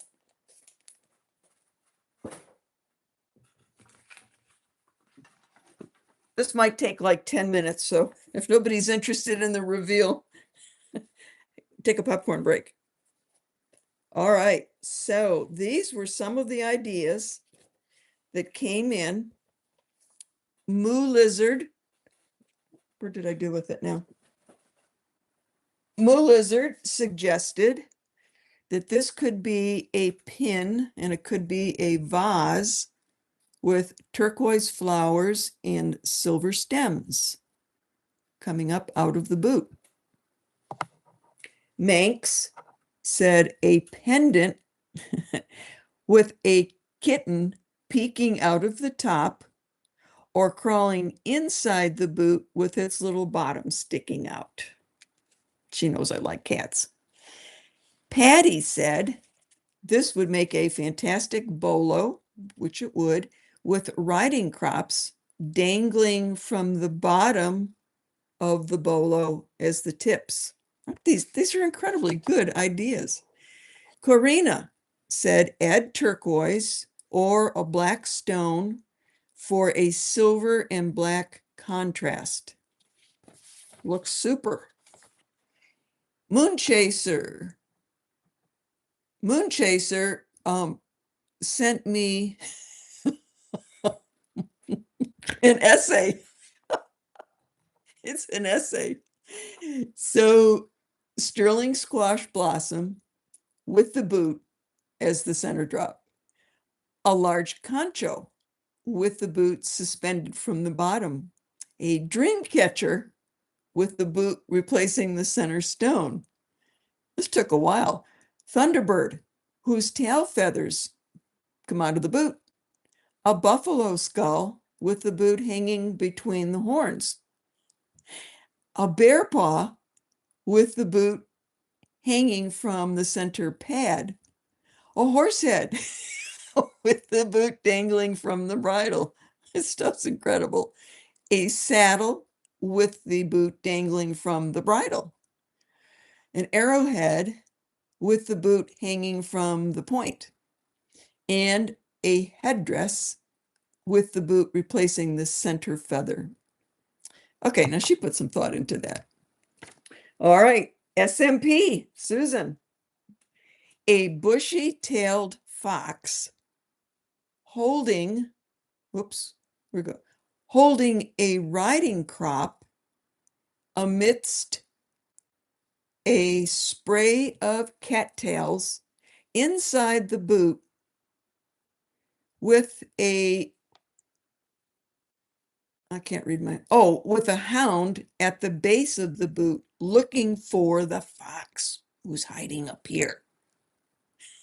Jeez. Okay. And then Love Mad Girl. She got into AI. Now, I can't do this, but she went into AI, and I don't know how she did it.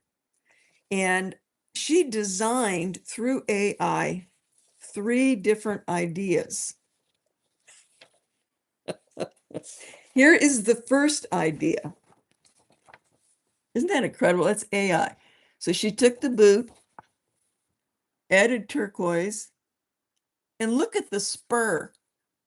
The spur on the boot, there's a thunderbird and feathers and an arrowhead as the spur, and then put it on pearls. That's the first one. The second one, she stuffed it with feathers and a little kachina, added turquoise, added rings with chains coming off of it, and put that one on pearls. And then it looks like a big bouquet of turquoise and coral with feathers coming out of the boot. Just amazing. Yeah, AI, that's incredible. I don't know how you did it, but it's absolutely amazing. All of you guys are going to get a gift because it was just, it was so hard. It took me a long time. I really just couldn't decide. Now, what I have to tell you, technically, none of you knew this. Technically, I cannot solder on this because inside there is cork, because this was a handle that went on a riding crop. So there's cork on the inside. So if I tried to heat this and solder on it, I would burn that cork up in an instant. So I have to come up at my end. I have to be a genius and figure out how I can add things to this. I mean, I can just put a cap on the top if I wanted to, and on the cap, I can solder a stone and then put it on like a lid. I could do something like that. But I want to be more creative. And you all gave me so many ideas, so many ideas. So I'm going to pick a winner, but I don't know what I'm going to do with it yet. And I don't want to copy anybody's creative process. I will not do, I don't like it. It's not right. I got to come up with my own way of doing it. So everyone gets a gift, but I got to go with AI. These were amazing. So the winner, Catherine, is going to get a special gift for being the winner of this, introducing us all to AI. And I am going to do something similar to one of your ideas, but I don't want to do any of these exactly like that because then it's not mine. I learned that lesson from my Navajo teacher. I learned so many things from him. And he says, if you like someone's idea, that's wonderful. Tell them you love the idea, and then tell them, do you mind if I do something similar to it, but not exact? So I'm letting you know, Catherine, that I'm going to do something similar to one of these, but I have to figure out how to do it when I can't solder on this. What I can do is I can rivet. So I got to figure out how I can do some of the things you've got in here. And like something like that, I could make on the outside, do my soldering on the outside, and then rivet something like this, whoop, whoop, to the boot. Or I could put something on the boot, but I'd have to make it on the outside and then rivet it into the boot. This is going to be quite something. This is a major project custom order. So thank you all very, very, very much for participating. A whole lot, and I learned something about AI now. Still don't know how to use it, but someday I'll learn how to do it. But thank you, all of you, so much. Okay, back to business here. Where is that other ring?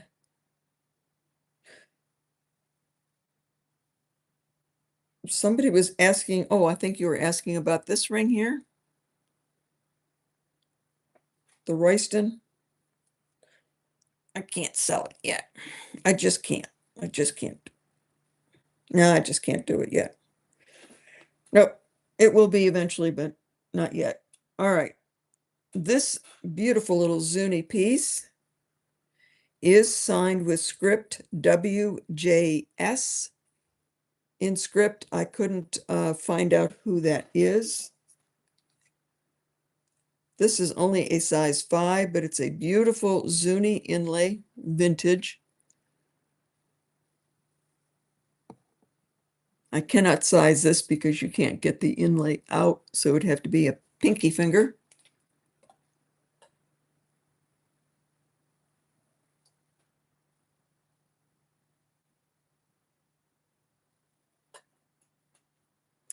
Okay, starting bid. Oops.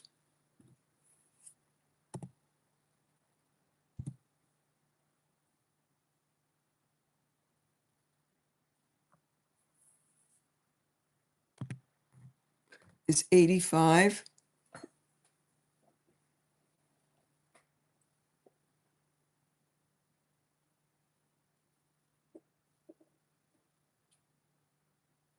Yeah, maybe I should have all of you vote on what to make. That's too confusing. Never mind.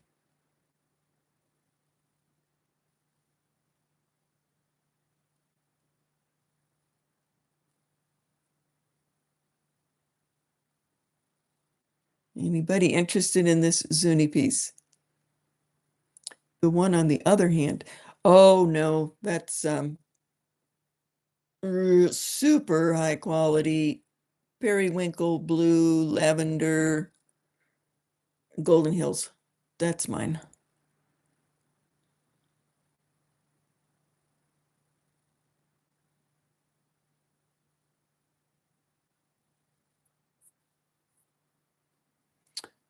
WJS is low Lozayate. Lozayate. Thank you, Sherry. WJS in script, not block. Nope. Okay. Moving on. Okay.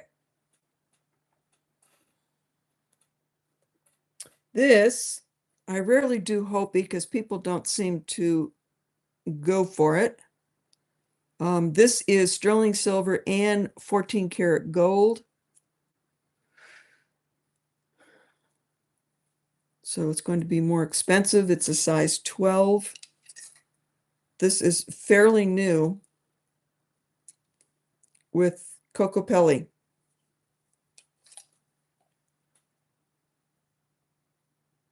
14 karat sterling silver. And it's got the Hopi Craft Guild stamp in it. Not the artist name, just the Hopi Guild stamp. So beautiful. 14 karat on top of sterling. Reminds me of the old signet rings.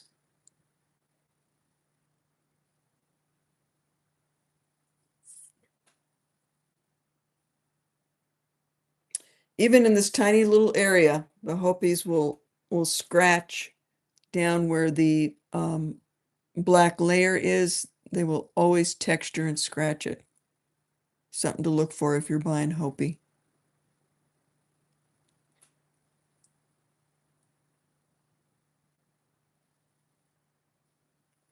So 14 karat in sterling silver, size 12. Starting bid. 195. Eye candy. It is a size 12. And yes, this can be sized because it's just sterling and gold. So I can go up or down.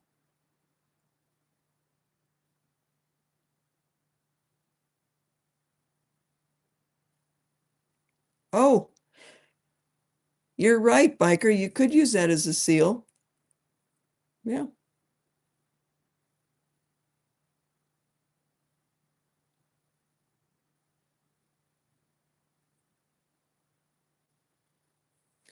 Okay, I don't see anybody in. So, eye candy, we will count it down for you. Going once, going twice, and sold.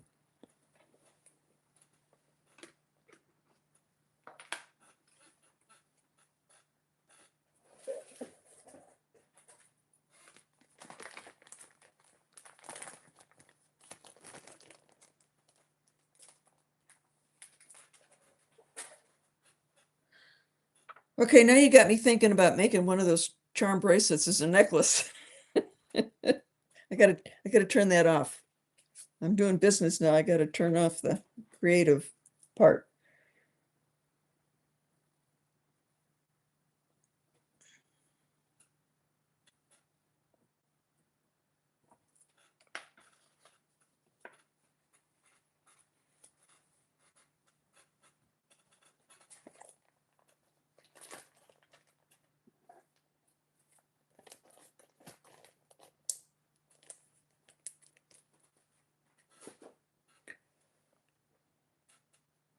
Okay, let's see. I'm gonna bring some of these chains out. If anybody has a request for a particular kind of chain, I also did when I went to the show.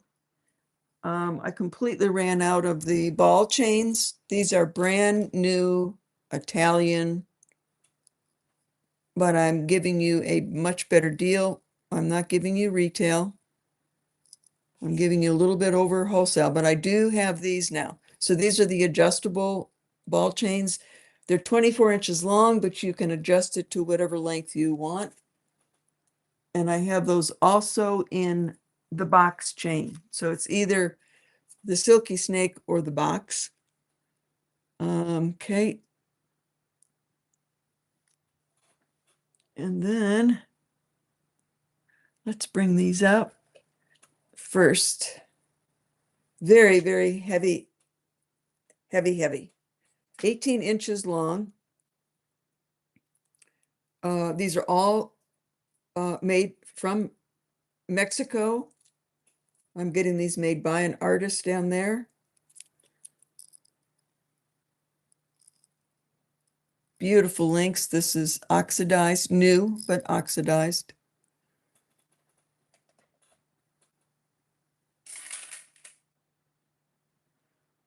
32 grams, exactly.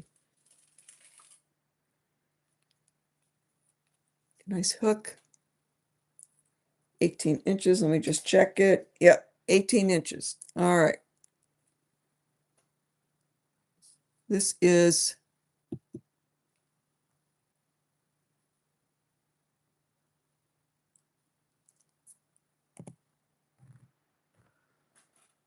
oh, I'm sorry. It's a buy it now. Let me do that again. Buy it now for 200. 18 inches. Heavy handmade soldered links. Oxidized. New, not old. Eye candy is in at 200. Sold. Oh, buy now. Sold.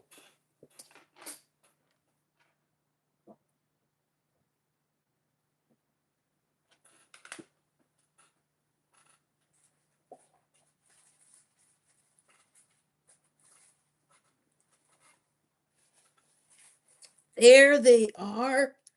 Oh my God, I've been looking for these things forever. Oh, goody. Yay. You never know what you're going to find in Wendy's workshop. You never know. Oh my goodness. It's a good day.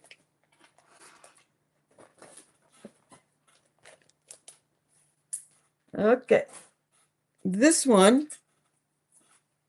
total, total paper clip. 20 inches. No, it's not. Yes, it is. 20 inches. Paper clip. Made in Mexico. Super thick, heavy. All these chains are lifetime chains. You cannot break these. Super good. Silversmithing, beautiful finishing, polishing. Just a master class here. All right. This one is going to be, could I please get 45 turquoise earrings to pierced studs. Yes, Biker, I could do that for you. And Mike says, do you have a 20-inch Rolo chain? I will look and see.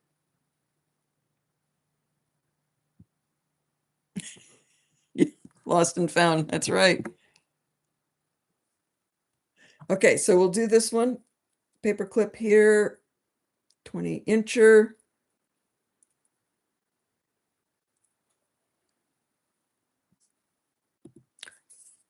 This is a buy it now.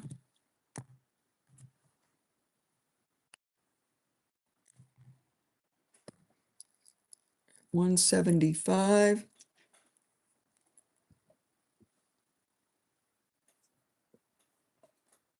Find those. Okay, Biker.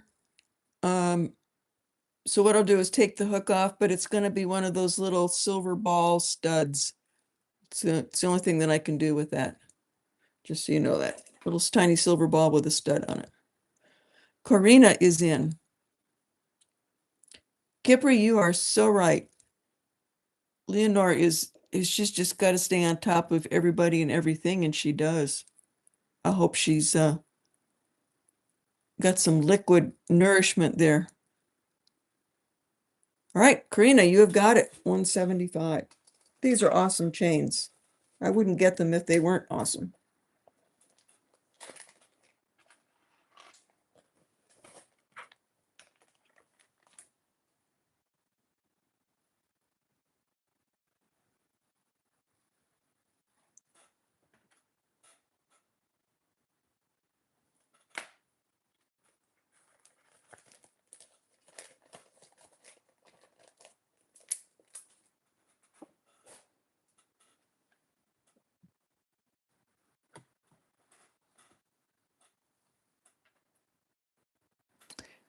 Oh, this is just too pretty to pass up. Let's do this one.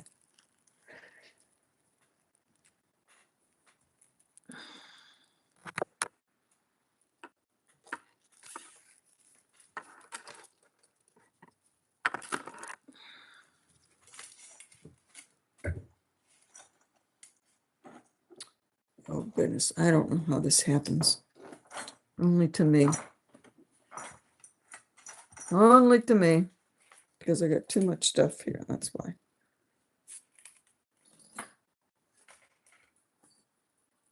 Okay. This is really a beauty. This is 36 inches long.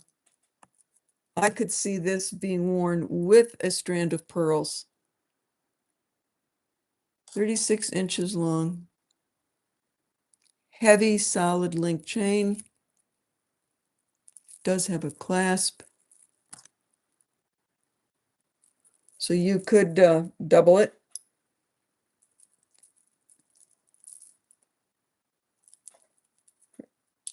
$36. So with pearls, with another chain, double it. Okay, this is starting now. I'm doing these by it now just to move things along.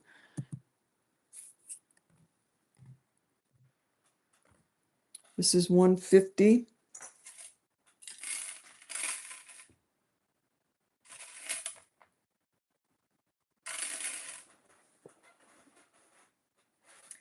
$46 grams. 46 grams.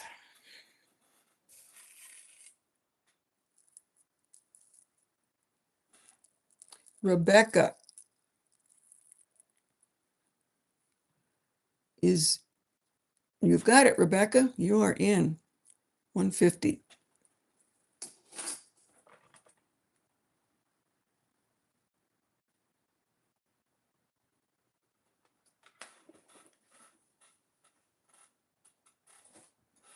What do I keep doing these things? Put them up here.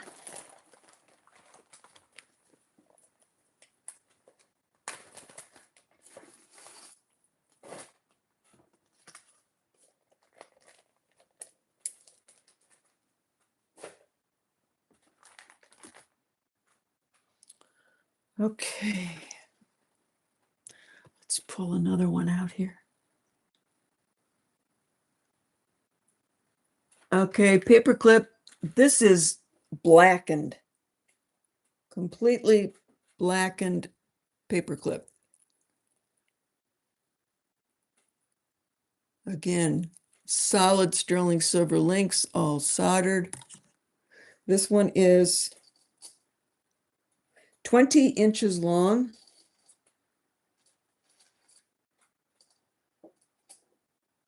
Actually, it's a little bit longer than that. It's more like 21 inches. Here is the clasp. The clasp must look like the link. Yep. The clasp looks like another link.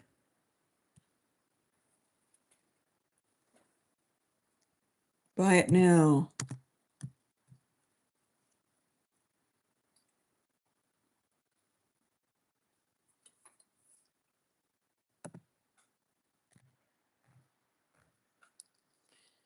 $170. Highly oxidized paperclip, handmade. Eye candy, 170. Ciroc, you almost got in there.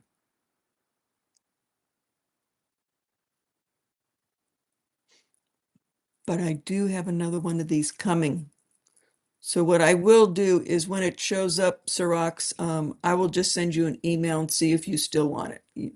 No obligation. Yeah, Barbara, when I put down buy it now, it's the first person that shows up gets it. That's it. If it's a starting bid, SB starting bid, then it's the highest bid.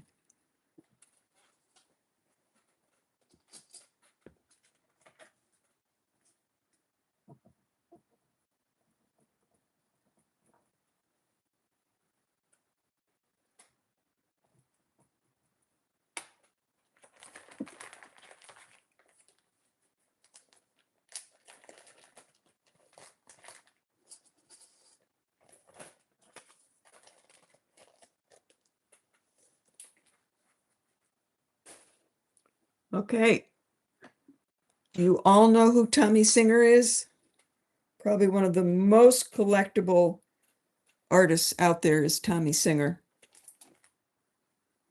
And his styles have really varied. He started out with inlay. So this is one of the older pieces with the chip inlay. And then he moved into all different kinds of silversmithing and stone cutting.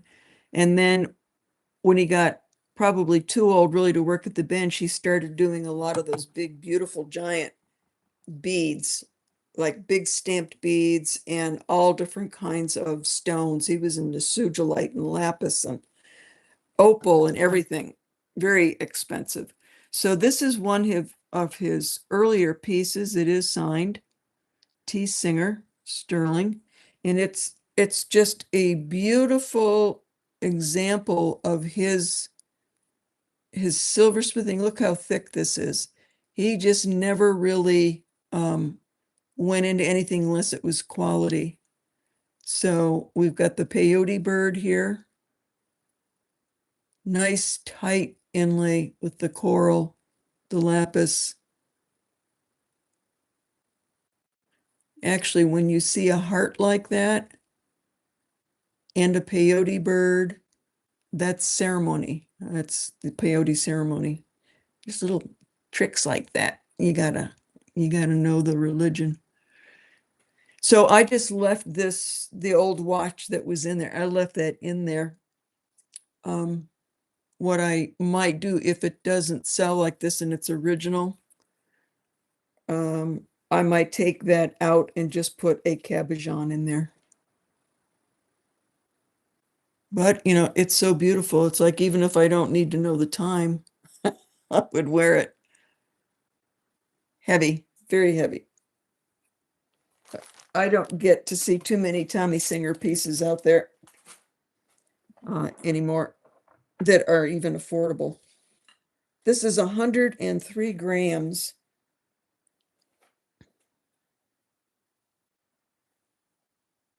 And no problem with 6.5.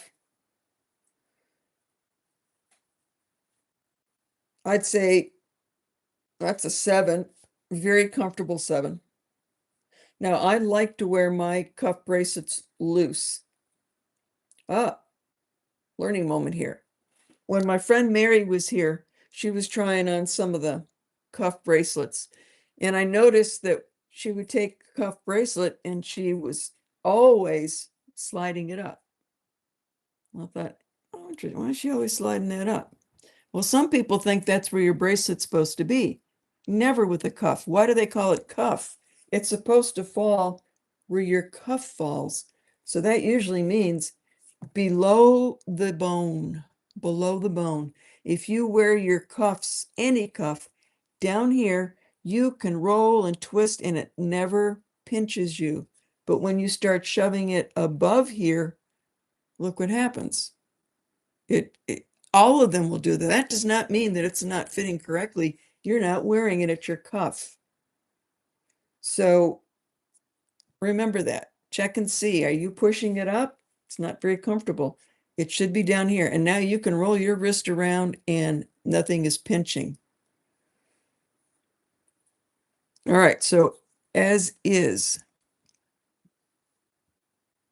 Tommy Singer, starting bid.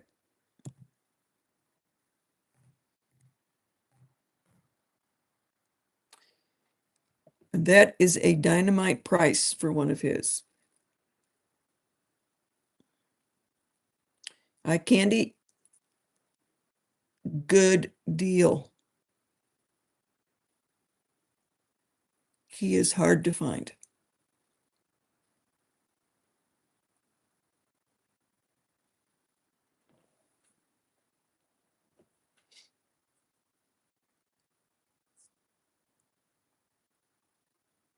It's beautiful silversmithing. I mean, it's a full thick layer here. Then the peyote birds were made separate and then applied on here. And then the last thing he would do would actually go in then in inlay. A lot of different separate things going on here. Here's the Tommy Singer up here. I've not done anything to this. I haven't polished it. If you want it polished, let me know.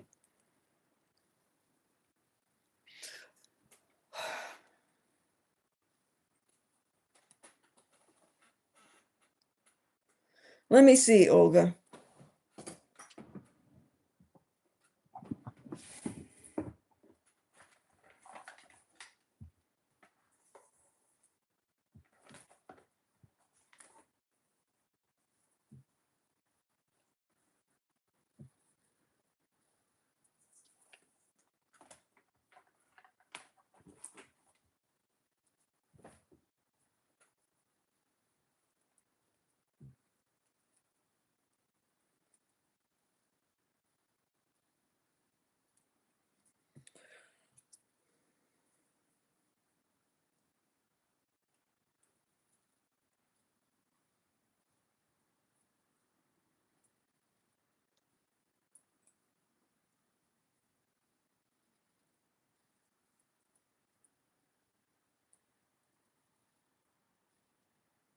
I'm just making sure I've got it absolutely perfect. It is exactly a 6 3/4 all the way around, including the gap. Olga, I'm going to say, I think it's going to be too big for you. This is too thick. It's too thick to close down. You won't be able to do it. So I would say 6.5, 6 3/4, 7, no problem. Be very comfortable for anybody. Okay, I'm going to count it down for eye candy. Going once, going twice, and sold. Yes, Sandy, hold up. This is an auction because it's an, if you look at the price, it says SB 350, so that's a starting bid. Do you want to get in on it?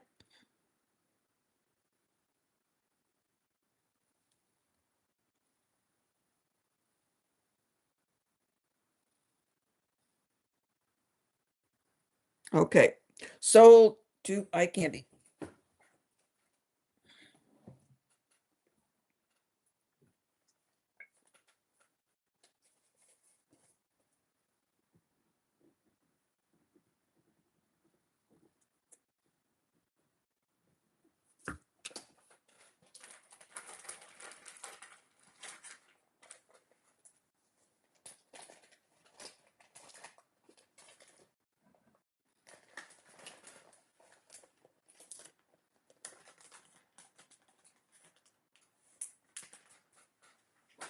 I'm going to do some of our Heishi. There we go.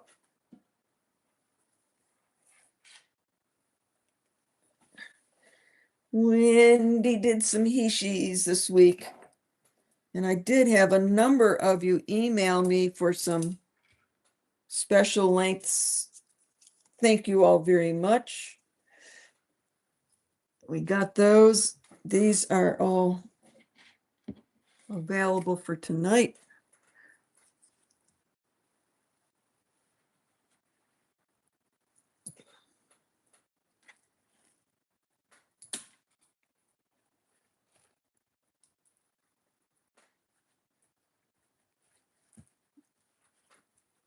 These are the shorties, because I know some people said they wanted, was it white feather? I can't remember. Somebody said they wanted the shorter lengths, the 16-inch. So I did these on chains, so you would be able to go from 16 inches to 18 or 20.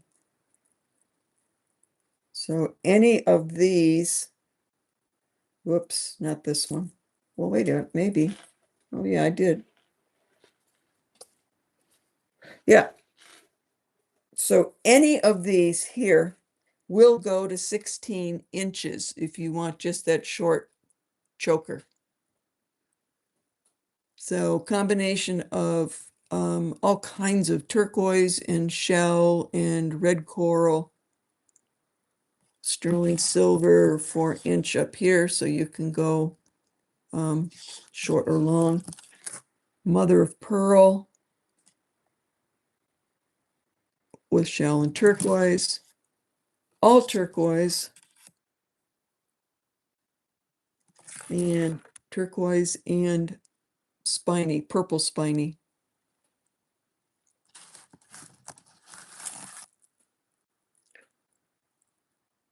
So I'm going to go with this one first.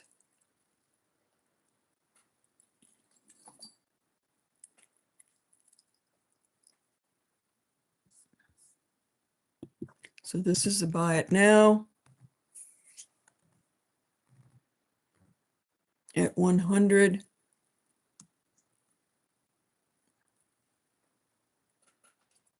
The longest is 20-inch, but you can go up to 16-inch. All right, Wendy, you jumped in there right away for 100. Now, if you other guys, if you see something you like and you didn't get it, you can always email me. And if I've got enough of that, you could call that like a mix of turquoise and orange shell. You can always email me and let me know what you want.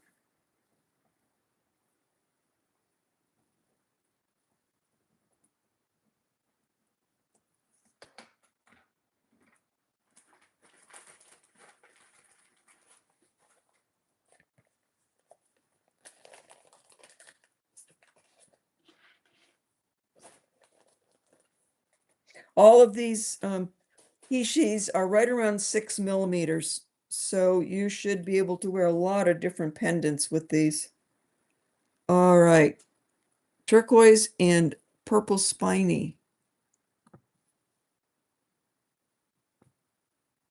Eye candy. What I'm stringing these on depends upon the size of the hole in the bead. If I can get it on sinew, I put it on sinew.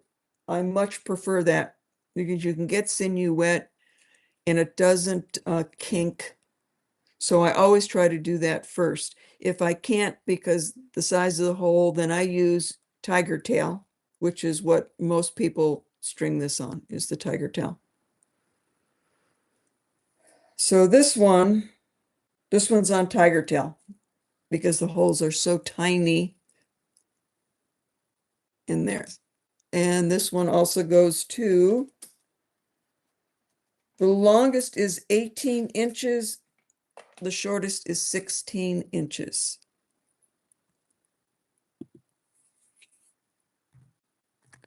Buy it now.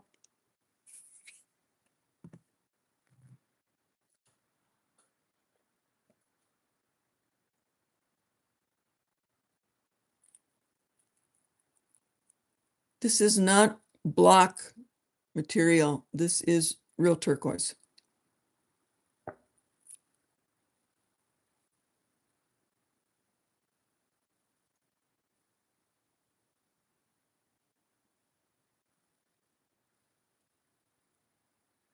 No takers on this one? Okay.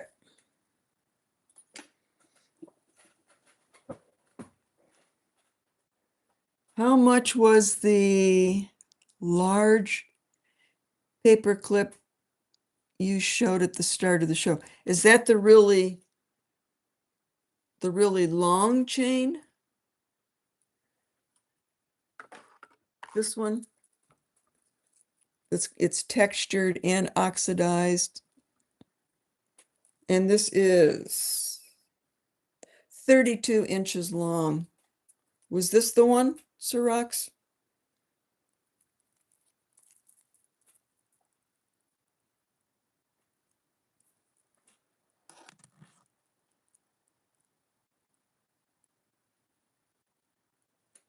Because I do have some other paper clips here for 24 inches. But they're lighter weight. They're not this guy. Oh, yes, just wondering. Okay. Well, I can throw a price out there.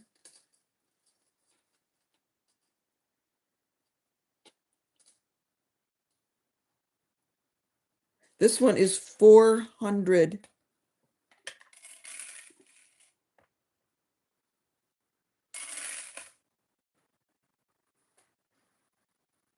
It's 56 grams. 400. Brand new, made in Mexico. All hand wrought. Oh, well, okay, Sandy. I didn't know I was bringing it up. All righty. Lifetime investment right there. Look at the texturing on every single link is like that. It is yours. Sandy, you got it. She snuck in there. Smart girl.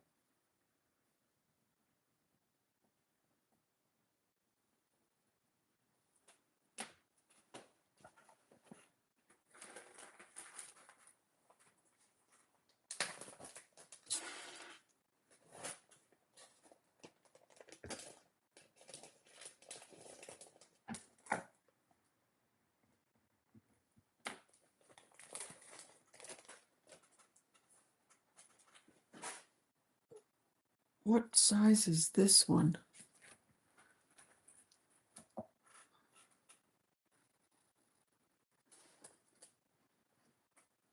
Okay, this one is 22 inches long. This one is on sinew. And it's multiple stones again. But this one you cannot make it shorter. It is 22 inches. So you're going to have to love it at 22 inches. Turquoise, red coral, orange spiny. We got a little bit of everything going on in here.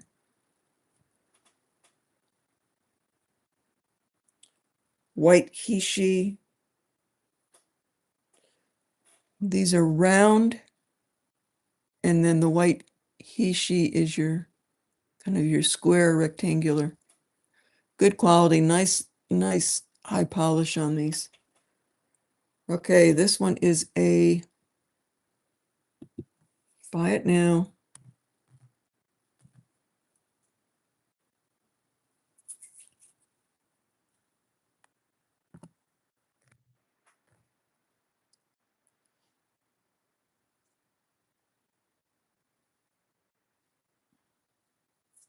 A candy. You grabbed it. Thank you, Rachel.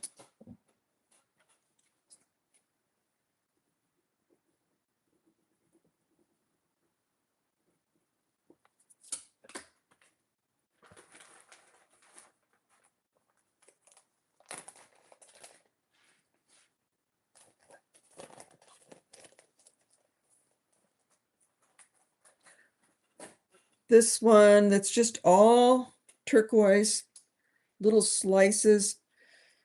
This is 16 inches. Oh, I didn't put a spring ring on there. I'm in a clasp. All right. Remember to put a clasp on here. Okay. Nice. I love these little discs. It's a beautiful blue-green. 16 inches. Starting bid. This is a starting bid, guys.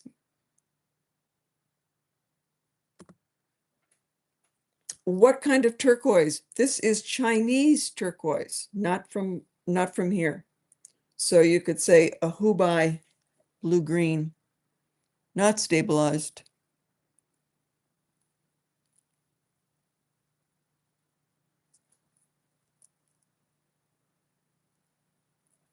Great little pendant holder. All right.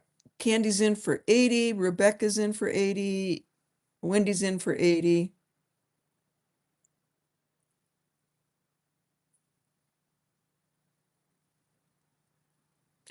Yes, and the bidding is on. 85. Ah, hi, Linda. Linda's in. 85. My Candy's at 95.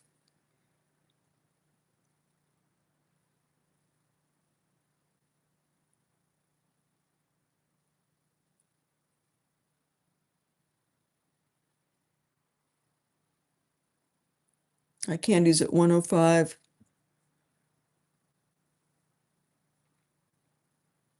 Yes, you are, eye candy.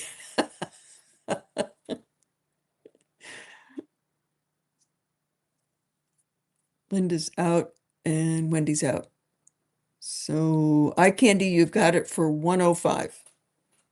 Thank you.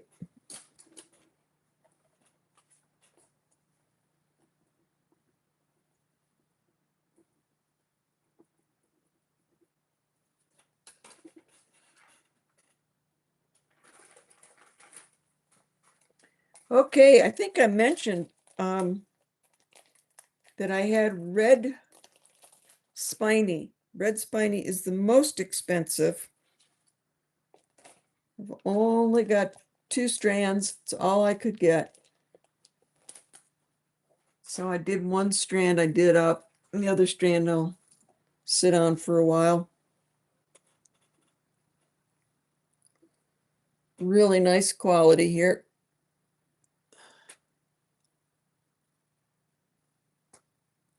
Red spiny.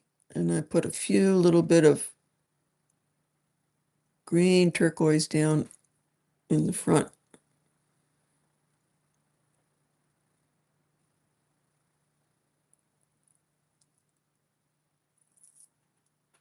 This one is adjustable.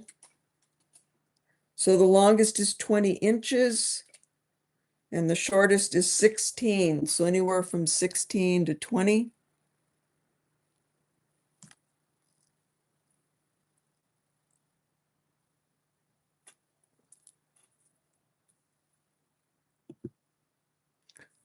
So this will be a starting bid on this one.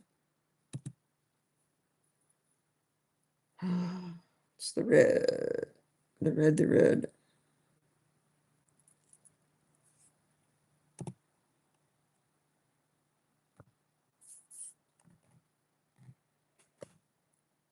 Starting bid is 125.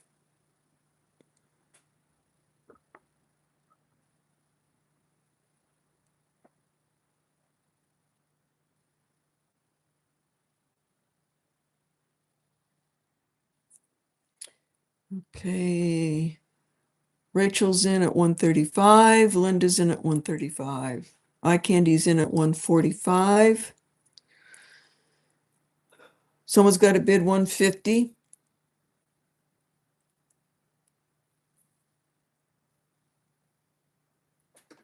The largest one on here is probably 7 millimeters, from 6 to 7.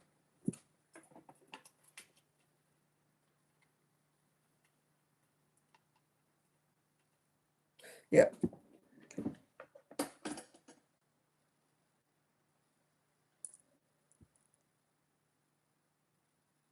Yes, it's on sinew.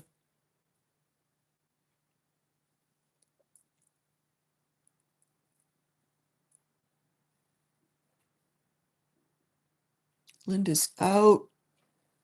Where are we? Eye candy is at 155.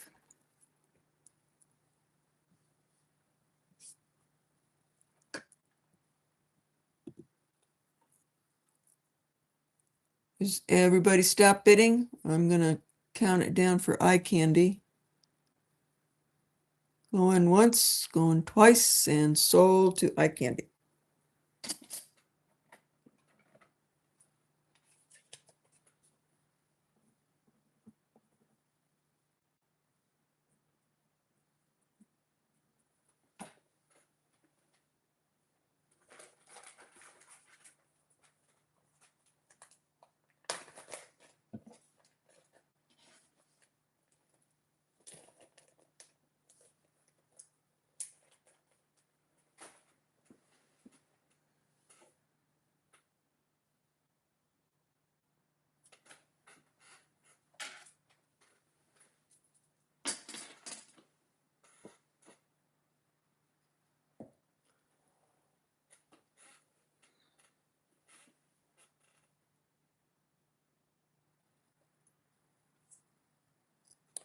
Purple spiny Heishi with little stations of different spiny. This is double stamped VY and WWS.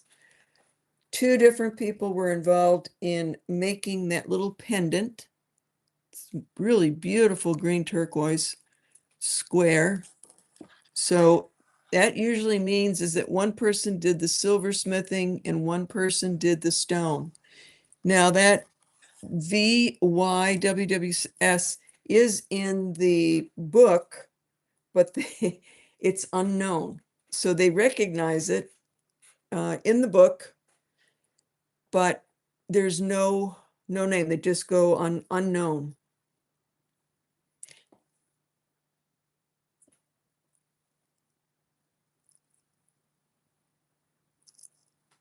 So spiny and purple, mostly purple spiny with all different kinds of little green and blue turquoises. This is 20 inches long. You could put an extender chain on any of these, but this one is just 20 inches. I didn't make it to extend. And the pendant goes with it. That pendant can come off in case you want to wear it on a chain. Did I speak too soon?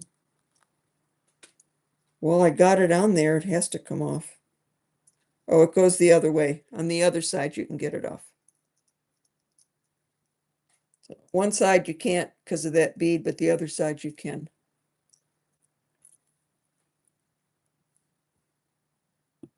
Starting bid on this one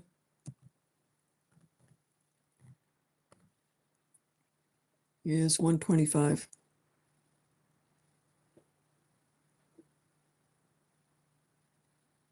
Rachel's in for 130.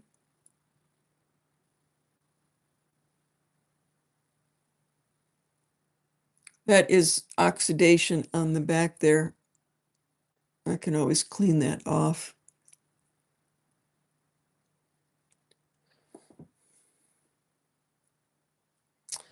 Eye candy, Rachel's in at 130, so you'll have to come back at 135.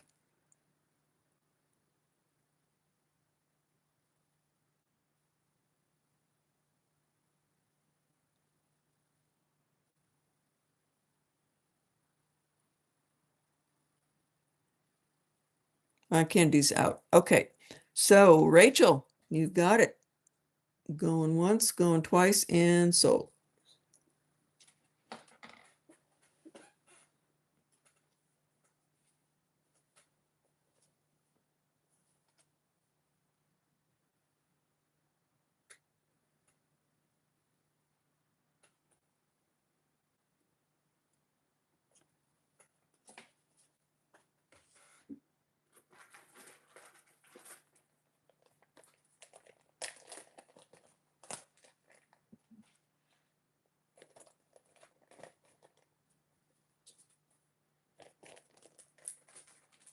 Oh, I didn't bring this one up. This is the one with the mother of pearl. This one can go from 16 inches to, let's see, 20.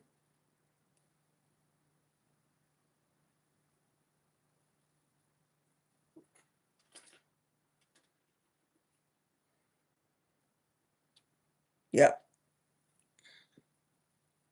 So as short as 16, as long as 20.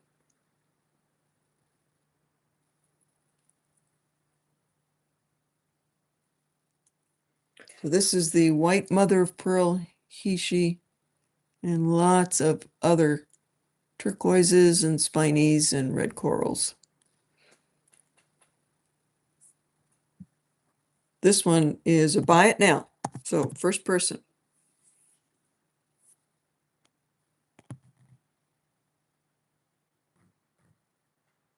85.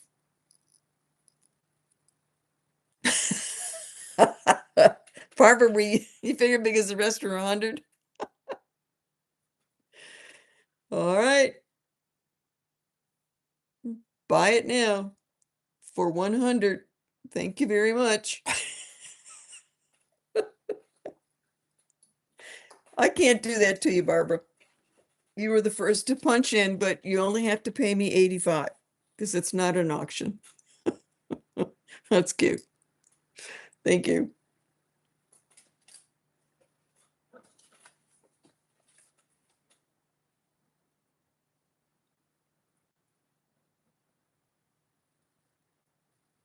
That's the way to win something.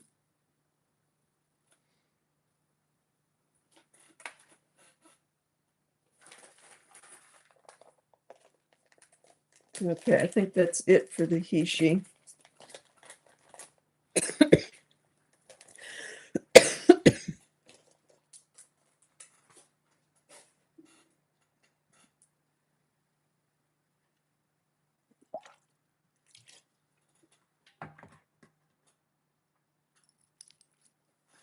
All right, I'm pulling my little fish out again. Hmm.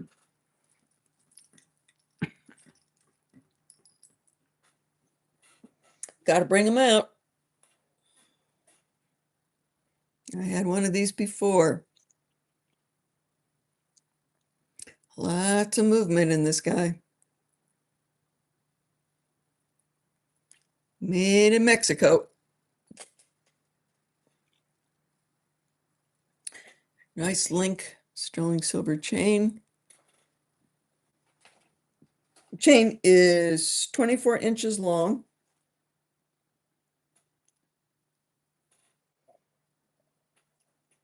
Fully articulated, all soldered. I just love these guys. I just think they're so cool.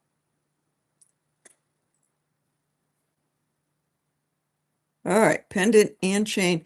The fish is, he's 5 inches long.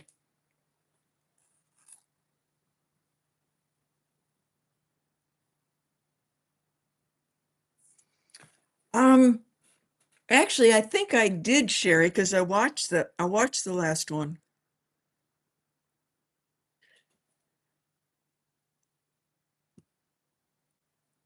Does the shake and bake stick to that thing? I haven't tried it yet, Biker. I doubt it. No, no flesh. No flesh. It ain't gonna happen. All right. Okay. Starting bid.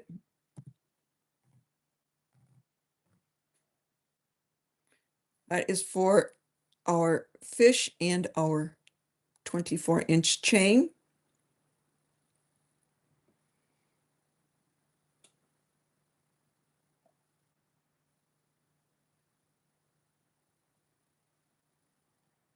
Nope, there's no meat on these bones. None whatsoever.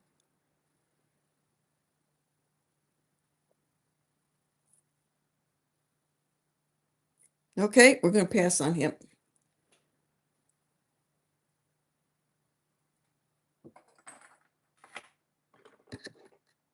Anybody out there looking for a lizard or a gecko? The way those feet are, he could be a gecko. Marked sterling. Oh, there's a whole bunch of marks on here. Let's see what's going on.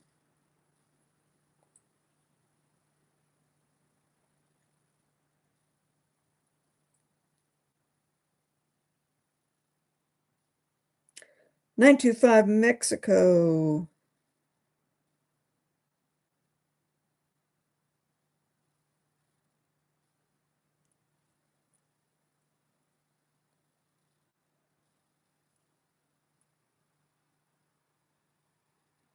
And the number is TV47. Artist number TV47. 4 inches. He's a nice big one. Lizard or gecko? I see those feet. I say gecko. Very three-dimensional.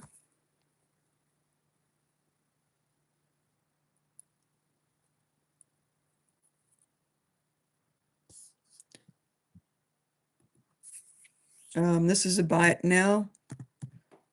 He's made as just a pin, but again, you know, on a chain. No reason why not. Now he does, that's an older piece, so that pin back really sticks out.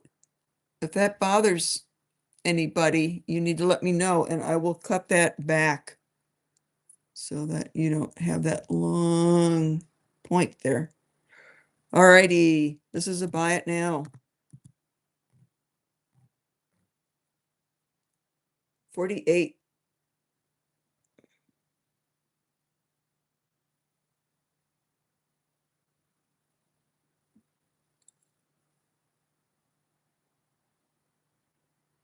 Olga, you got it.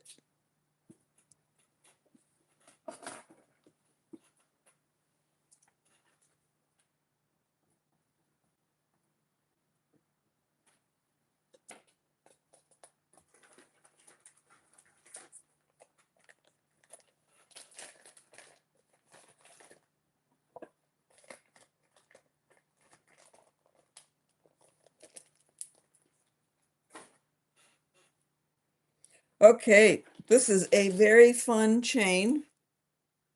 It is hollow, so it is lightweight. So it's the big bang for the buck.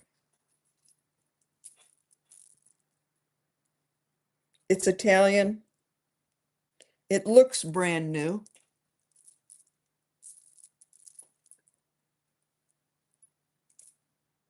You don't need anything else when you got that on. Very pretty.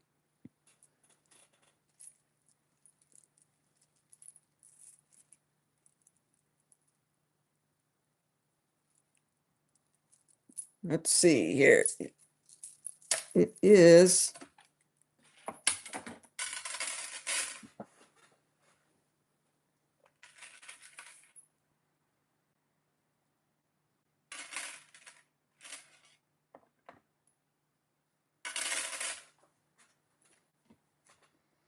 $60 grams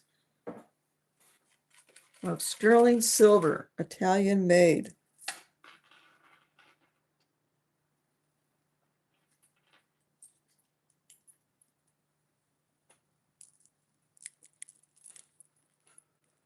Starting bid.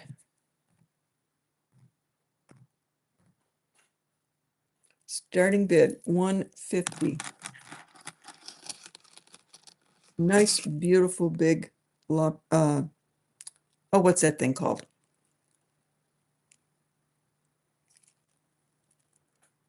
You could actually also on these, always wear a pendant off of those. Rebecca's in at 150.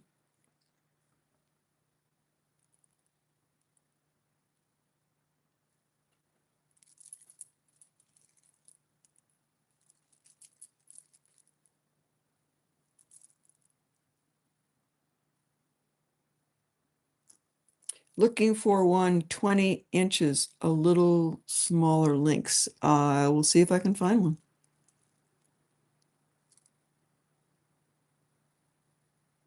Rachel, 155.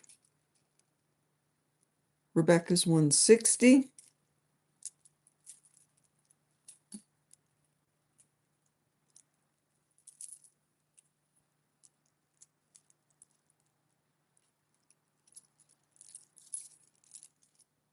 $165. It's a really good price for this. Rebecca, 170.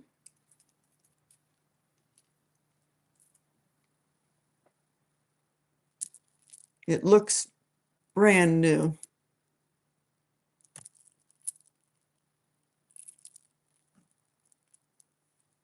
Rachel's in at 175.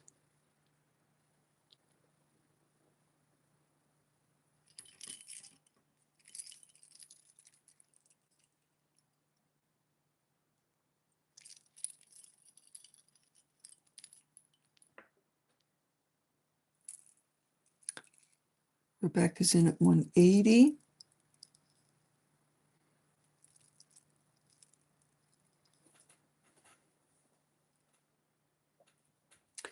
When my box arrives, I've got 24 older vintage Native American rings in that box, and 2 very old fetish necklaces.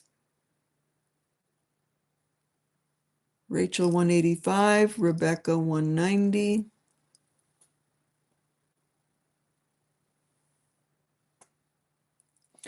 Yep, you could put a lot of things on that toggle in front.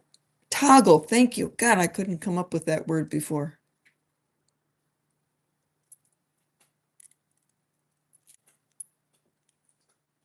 Rachel's at 200.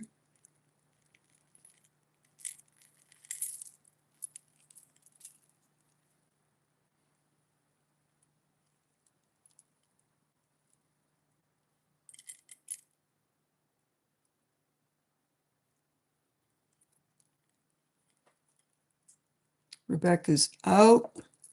Okay. Thank you, Rebecca. Rachel, counting down for you. Going once, going twice, and sold for 200 to Rachel. Thank you, ladies.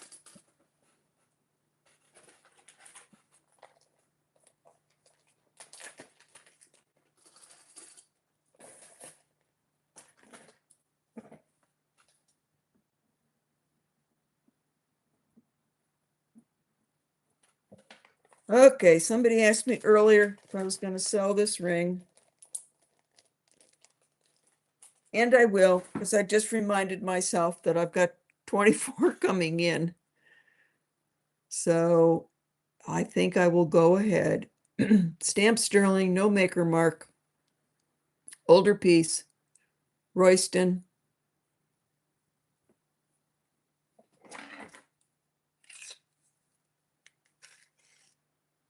Eight and a half. 8.5. It's got a serrated bezel, so I could size this. So 8.5. Nice, big hunk of a ring here.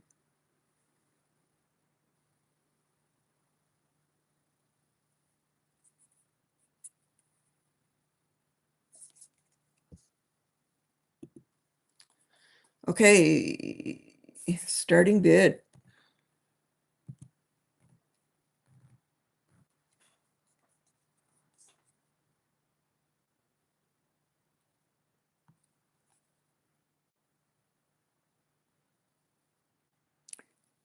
Size 8, but sizable.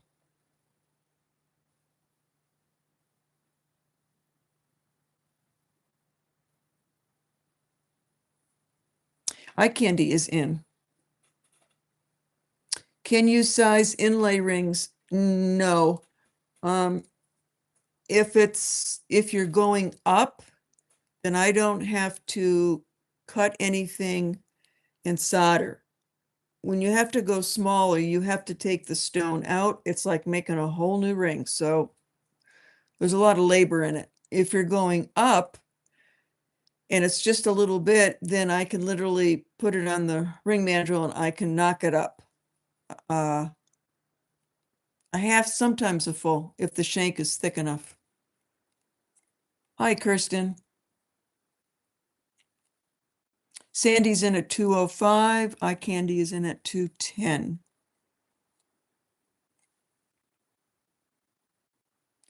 Valerie. Hi, Valerie. Valerie popped in at 220.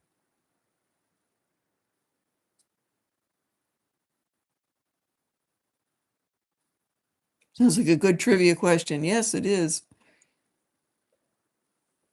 Okay, eye candy is out. So Sandy's in at 225. Looks like it's Sandy and Valerie.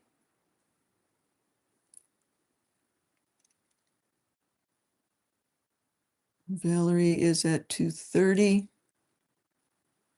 What size is the ring? It is 8 1/4. And Sandy's at 235.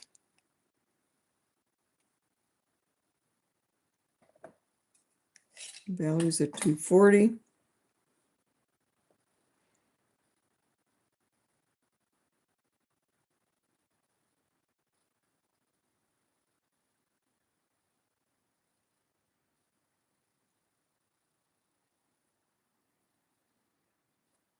Okay, Sandy is out. So Valerie, I see you at 240.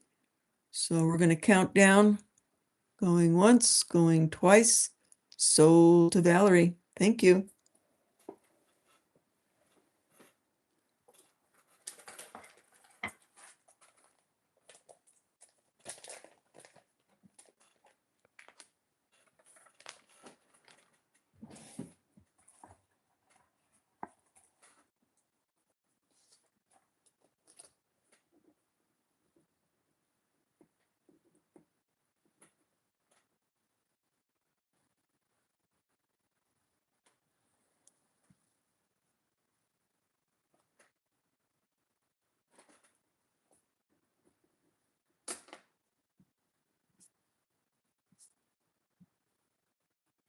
Can you size to A7? Sure.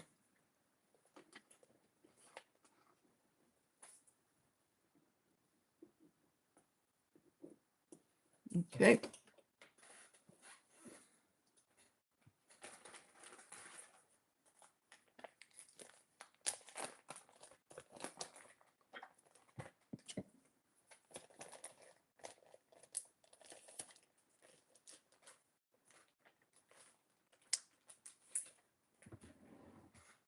All right. Where to? Oh, this guy. Let's bring him out. Maybe you saw him in the short. He's Zuni. He is by Halate. He is signed on the back. Black jet. And they get their jet from the Acoma Pueblo area. It's a natural stone out there. I shouldn't say stone, call it a stone, but it's really not. Beautiful done. He does a lot of texturizing on his pieces. Turquoise eyes. His little bundle is a little piece of turquoise. I almost wanted to wear him as a necklace.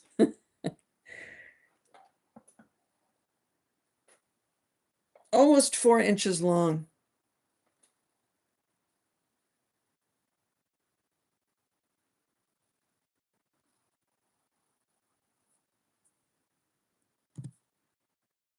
Buy it now. Yes, he's very handsome. His whole body's texturized.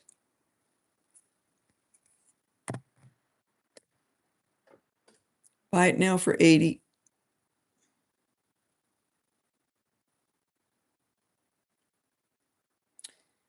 Hi, Candy. You got it. Oh, I should have made him an auction. People liked him. Olga was going to pay me $800 for him. Darn it. Olga.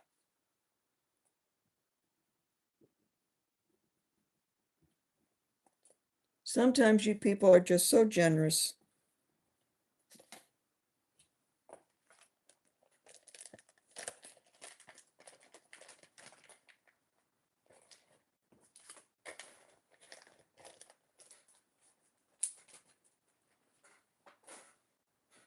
This piece I am going to do something special with.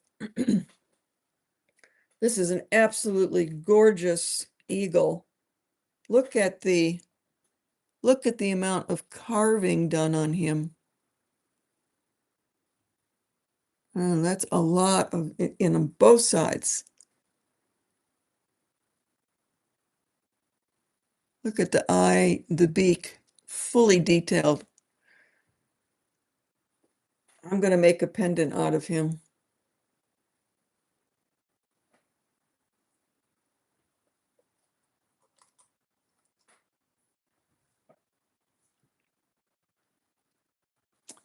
Jet is, oh, Olga, you got my jet necklace.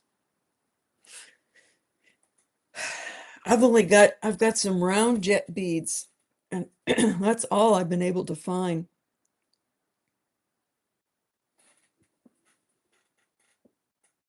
Oh, I got lots of bracelets too. I have got up here, I've got, oh, that's an older one. I should bring this down. Actually, both of these are older. But this one I lucked into because they didn't know that it was old. It's on sinew. I didn't have to do anything to this. It is not stabilized.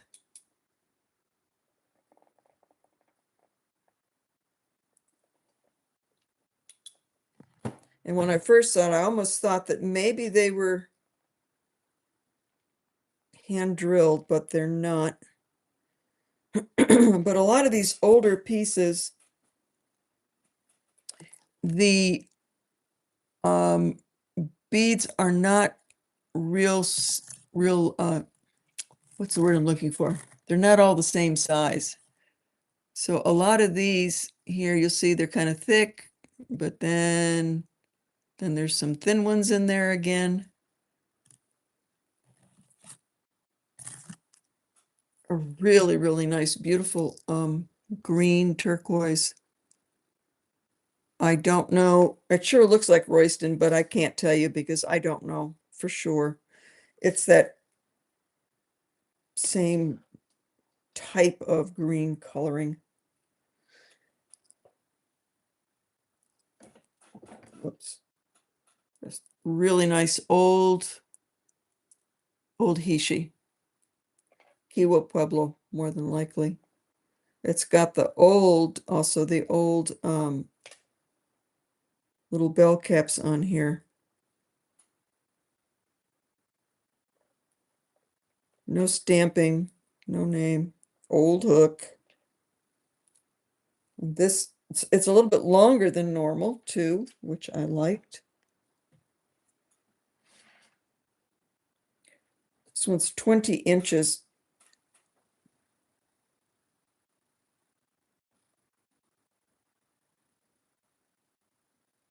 Very good polish. which means it's good turquoise. Sometimes it's real soft. If the turquoise is real soft, you don't get such a nice polish. A few little pieces in here are like real blue, but most of them are all the same green. So I will put this one up. These are the ones I don't mind if I get to keep them.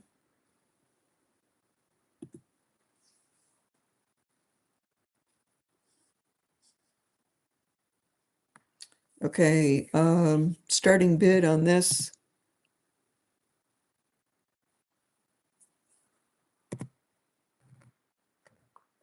Just for the age and quality on this one is 400. Tapered.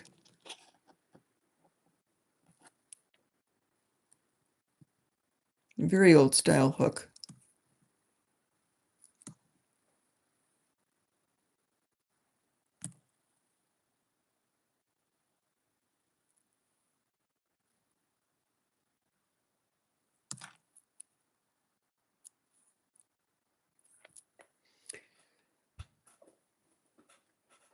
Okay, eye candy's at 400.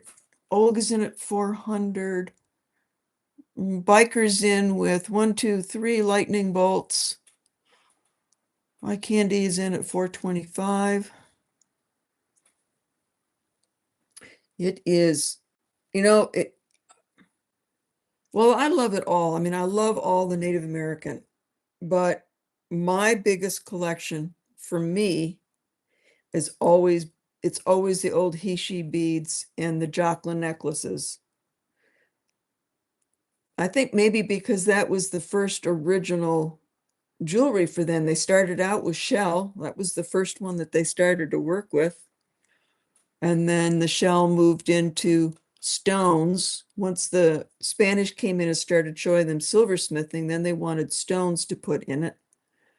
But I'm a bead person. I love it. Olga's in at 500. Eye candy's at 525.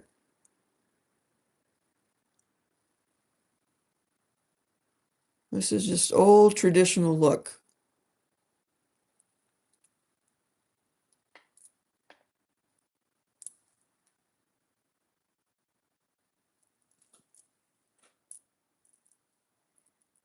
Yeah, these are both 20 inches.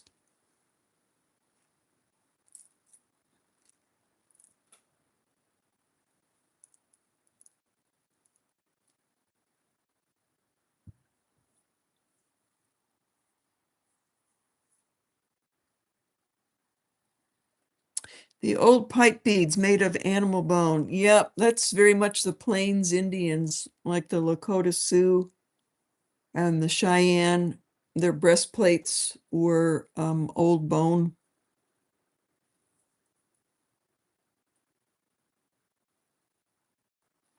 Okay, Olga, because let's see, Eye Candy said she's out. Olga, it is yours. Thank you. Going once, going twice, and sold.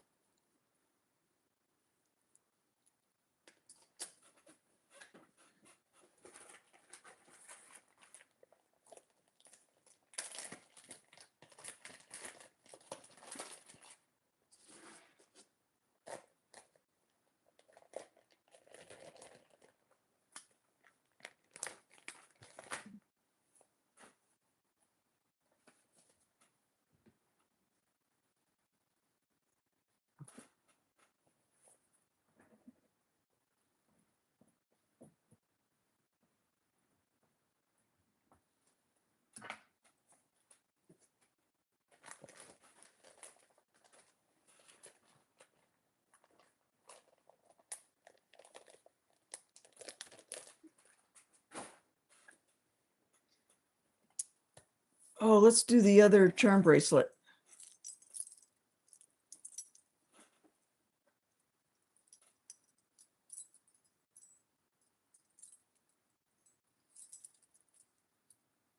Okay, so this is, I made this. So I used a vintage heavy link sterling silver link bracelet.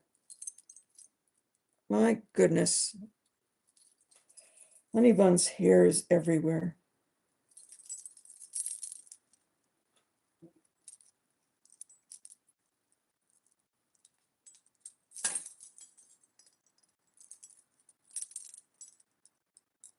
So we have got old cowboy hats.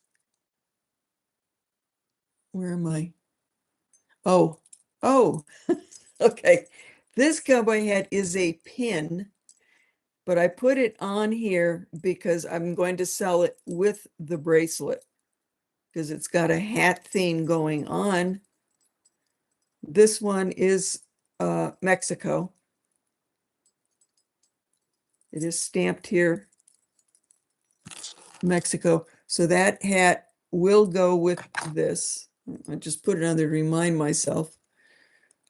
So we got an old steer head, another old hat, another old tab necklace, a feather, another old hat, sterling. You know what? This one, I will bet you this was made by the Vaughn Company. Yeah,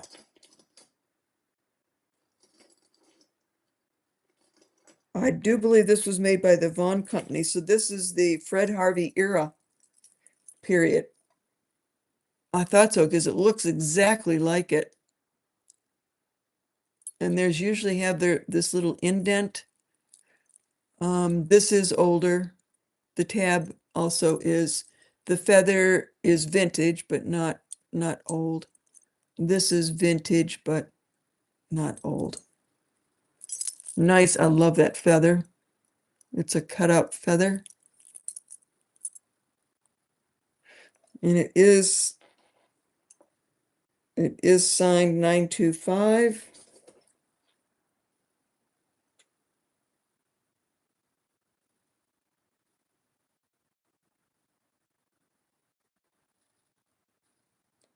I did not look this one up, but there's a sun,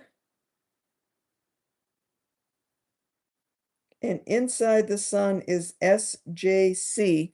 So that's a company hallmark. If somebody gets this, I will look it up later and put it on the receipt. So just some cute little charms. Here we go again. I got to make some necklaces with some charms. I've just been waiting to get more hats. And then when I got the third hat as the pin, I didn't want to take the pin off and put it on. So you could just link it on like I had it, or just leave it off. So all of it together,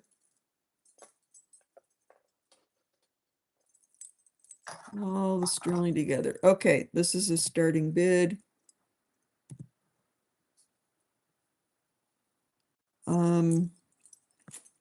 Now that the Vaughn hat's on there, it kind of changes things.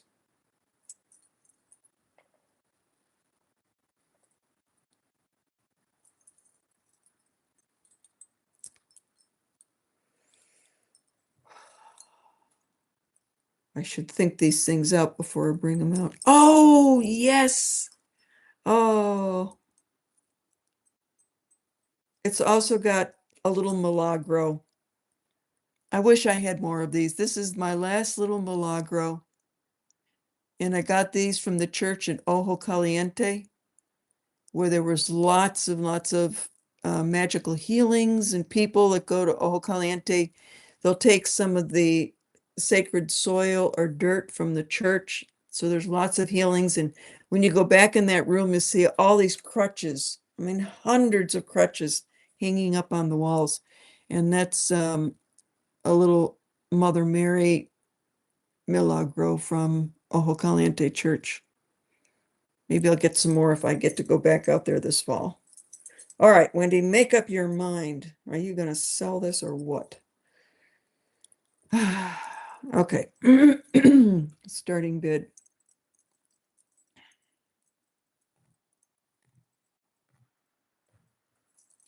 $250 for the bracelet and the hat.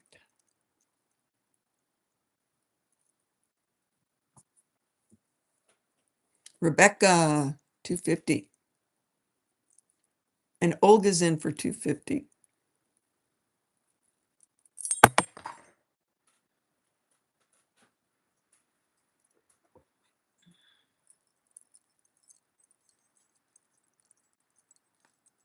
I'll put this back on right now so I don't lose it.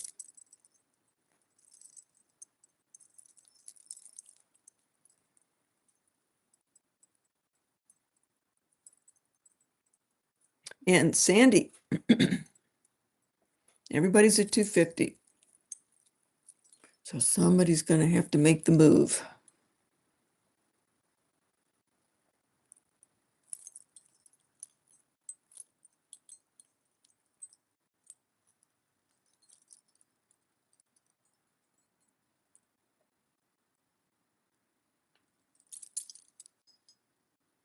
They really do look nice as necklaces. Who said that?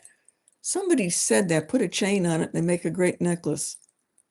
Now I got to start saving charms again and do that. Sandy's at 255. Olga's at 260. And Rebecca's at 260. Sandy's at 265.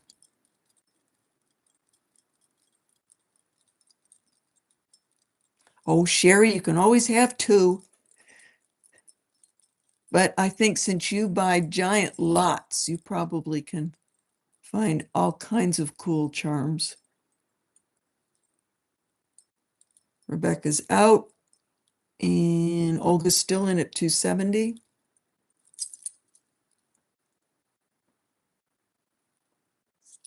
You can, again, on this one too, since it's all links, you could easily add a chain necklace to it.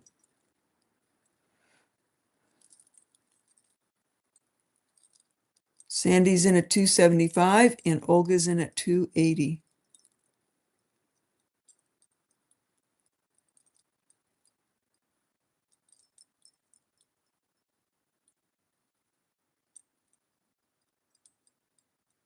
Sandy is out. Olga, countdown is for you at 280. We are going once, we are going twice, and sold. Yes, it does. It's got just the right jinglies. I kind of hate to see these go. I love making them. But it takes a while to collect enough of one theme.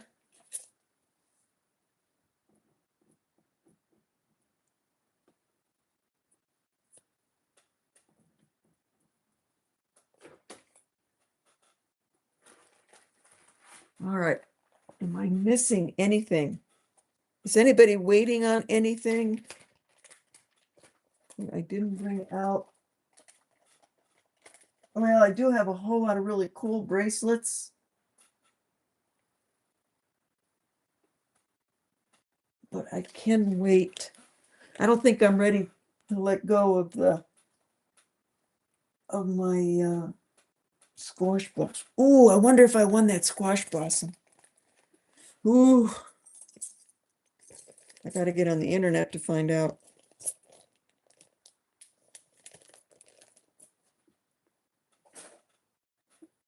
Okay, anybody interested? Big piece here.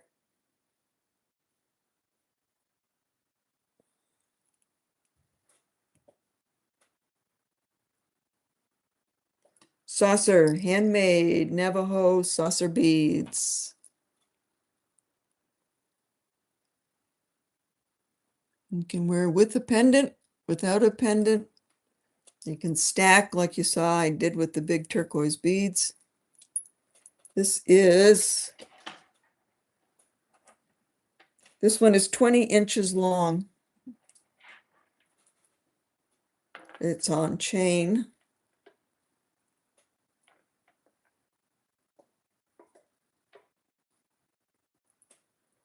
Very heavy. Very, very heavy. Let's see here. This is new. This is not older vintage.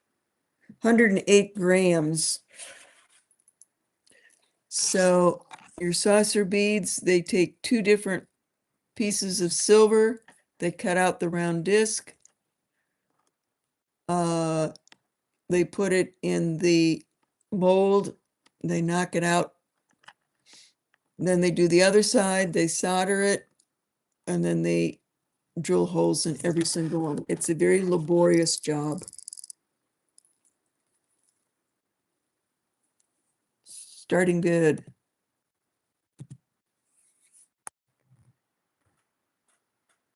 $900.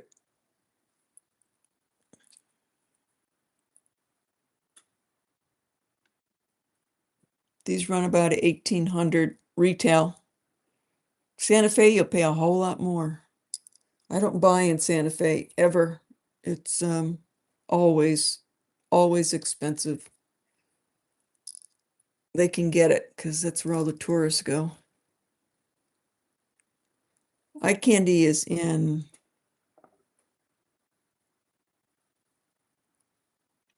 it's beautiful. I love the saucer bead. I don't know what it is. Maybe because it looks like a UFO. Maybe that's what it is. Beautifully done. And the oxidation is just perfect.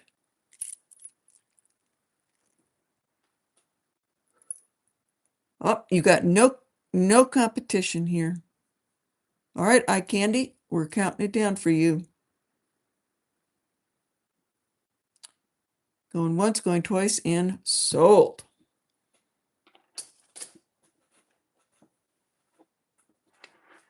Thank you so much. All right.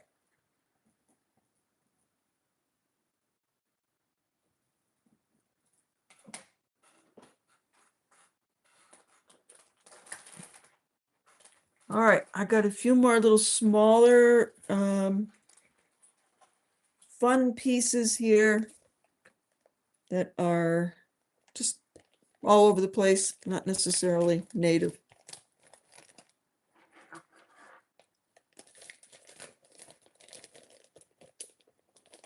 Next Sunday, I will have those packages here. Thank goodness.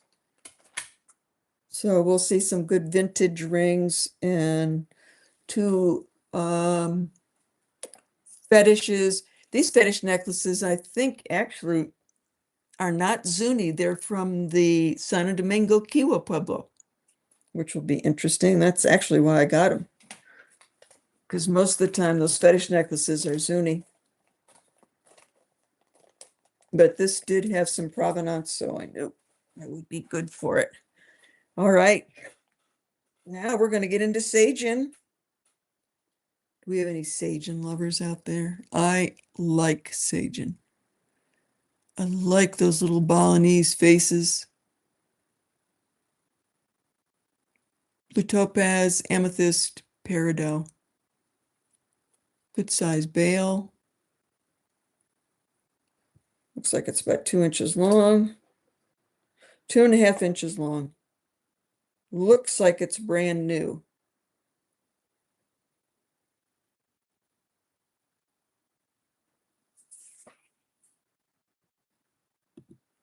Starting bid.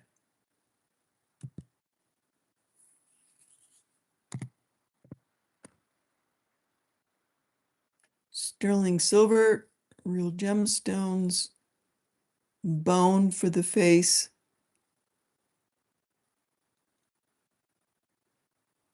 Starting bid 60.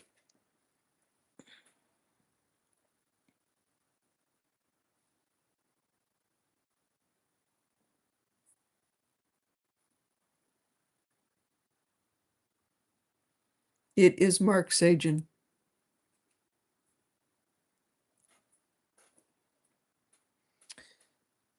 Barbara Zinn.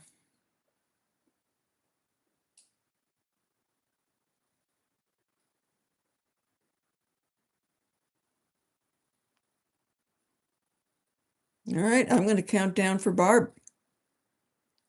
Going once, going twice, and sold. Thank you, Barb.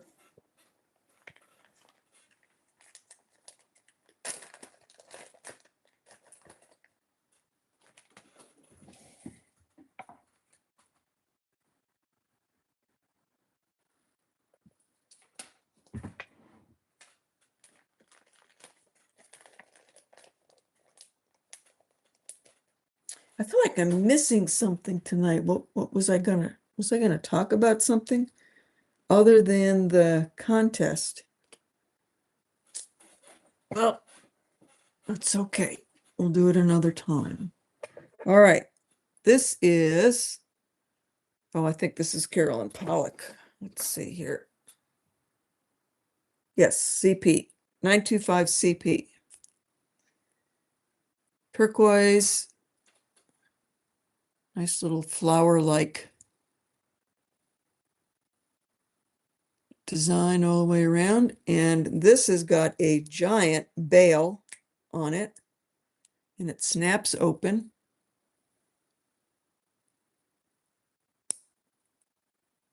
It's huge, so definitely you could put this on beads or a chain. Carved turquoise, probably Chinese. She has her things made overseas. So sterling silver.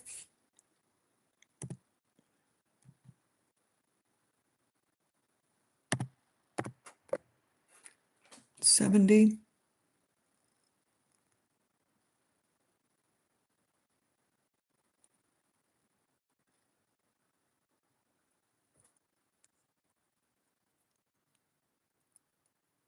Oh, yeah, but it's upstairs in my bedroom. So I'm gonna pass on that. Oh, yes, I know. I've got it right here. Now I remember what it was. It was the African elephant bracelet. Barbara, you are in at 70, and I don't see anybody else. Going once, going twice, and sold.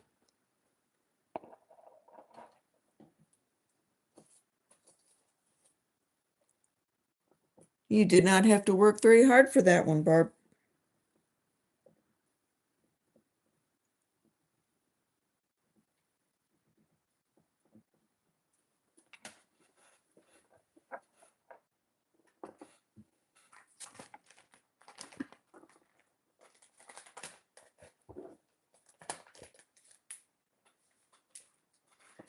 So I lived in Africa for a number of years, and these elephant hair bracelets were daily. I mean, everybody wore them. And it's literally made from the hair from the tails. And you can make them smaller by going this way. Oops, I'm sorry, larger, going like that to put it on, and then you tighten it by sliding it. That's another one. These are old. I mean, I was over there in the 70s.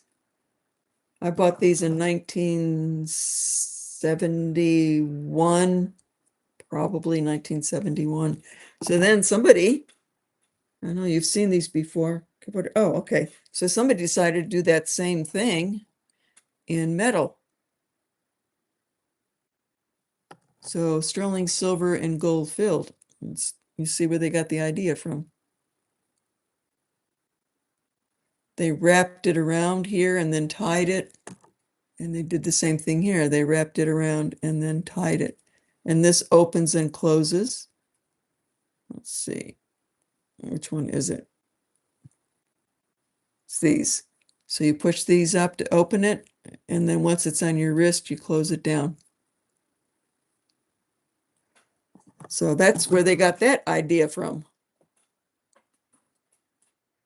So my elephant hairs are not for sale,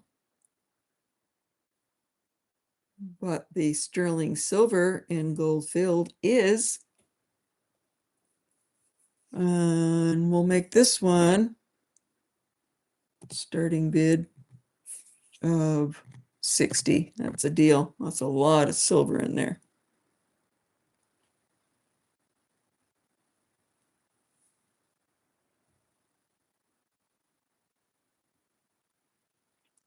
Sirux. Siraxlot, you're bidding against yourself. Oh, I see. Okay. I didn't see eye candy. She just jumped right in there.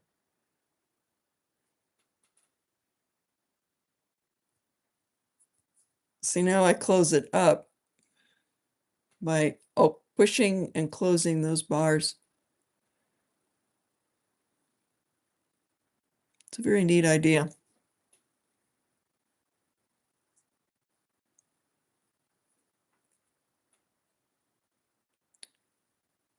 Xerox is out. All right, on candy. Going once, going twice, and sold.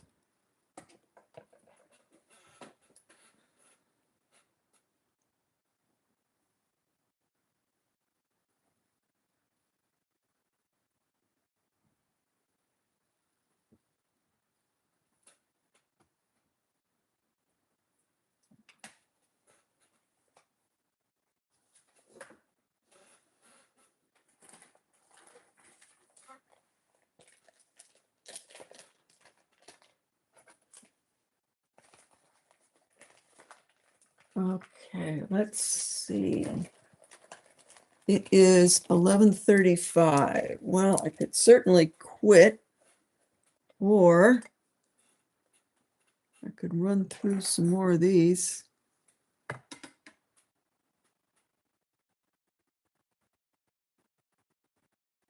Not for sale. Let's see.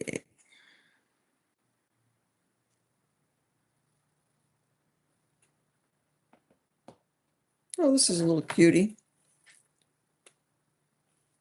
So this is mother of pearl on one side and black onyx on the other side. Just a cute little pendant with little sparkly marcasites. Looks like a little egg. That is so cute.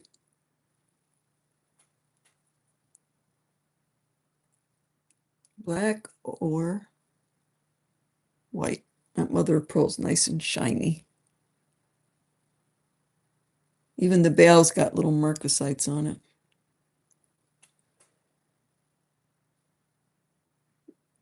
It is stamped 925, but there's nothing else on it because there's no other place to write on here. It's so small. Very cute. And it's on a chain that is about 1 inch adjustable.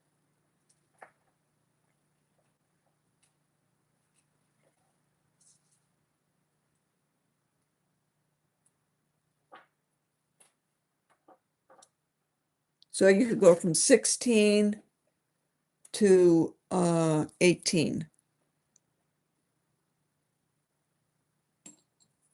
This is going to be a buy it now. First person in.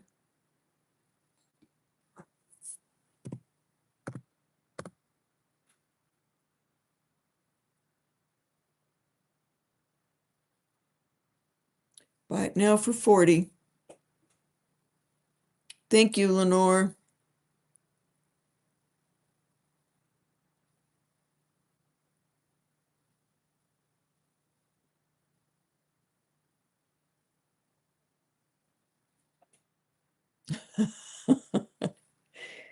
Well, let's see. I did write 2 books on my herbal adventures.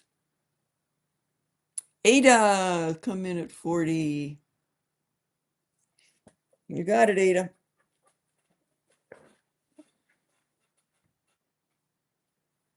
I've had a colorful life, let's put it that way. Not a normal life for a woman.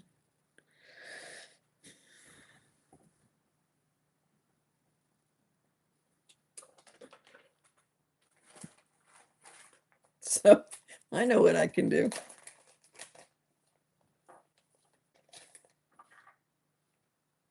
Let me see, did I bring them down? Maybe I can't. Let me see.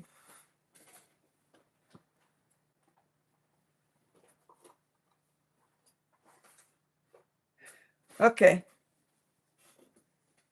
Oh, this.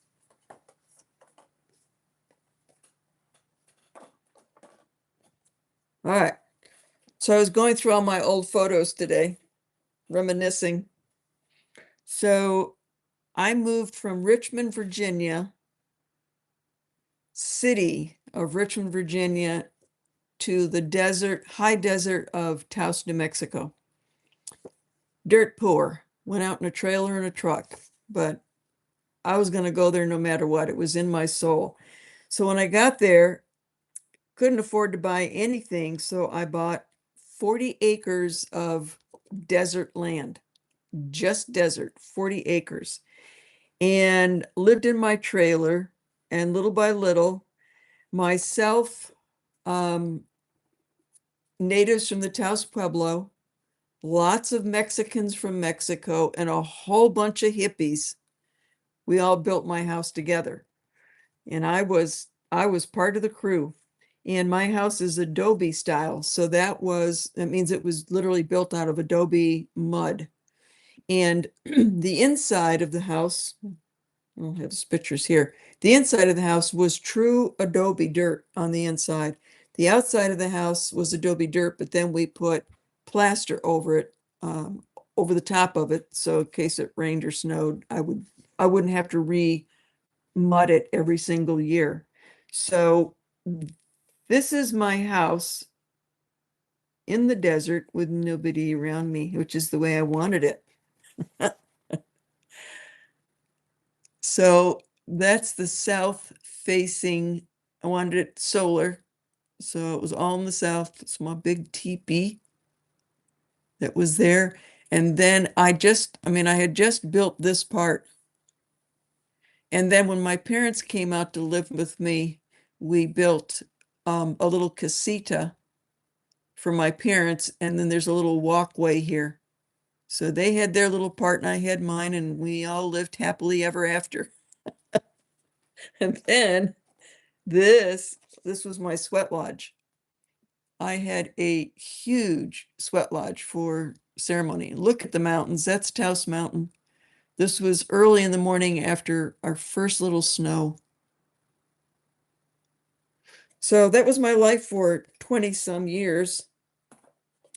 These were my wonderful. Now this is in the early 80s. This was staying with my Navajo family. That was 3 of the 8 children. And this little guy down here, oh God, I just loved him to death. I gave him that little, every time I went out, I gave him school stuff, clothing, little stuffed animals. That was me. I was really young there. That's me in my 50s. Here's another one. We went hiking one day. 3 of the boys and me. Look at those red rocks.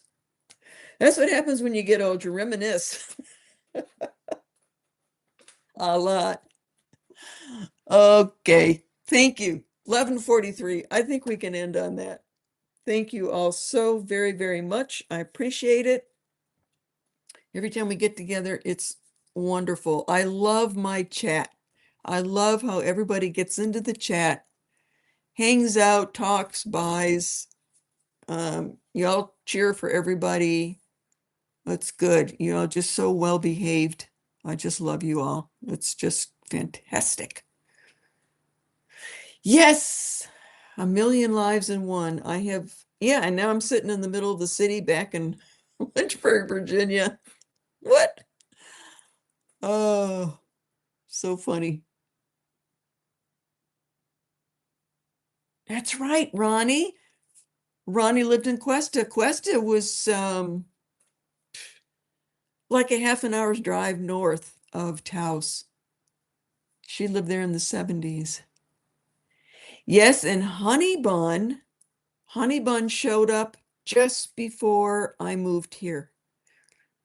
Somebody, either the angels dropped him off on my roof, or a UFO did, or somebody snuck up at night and stuck him on the roof so that the coyotes wouldn't get him, and figured I would hear him at some point, and I did.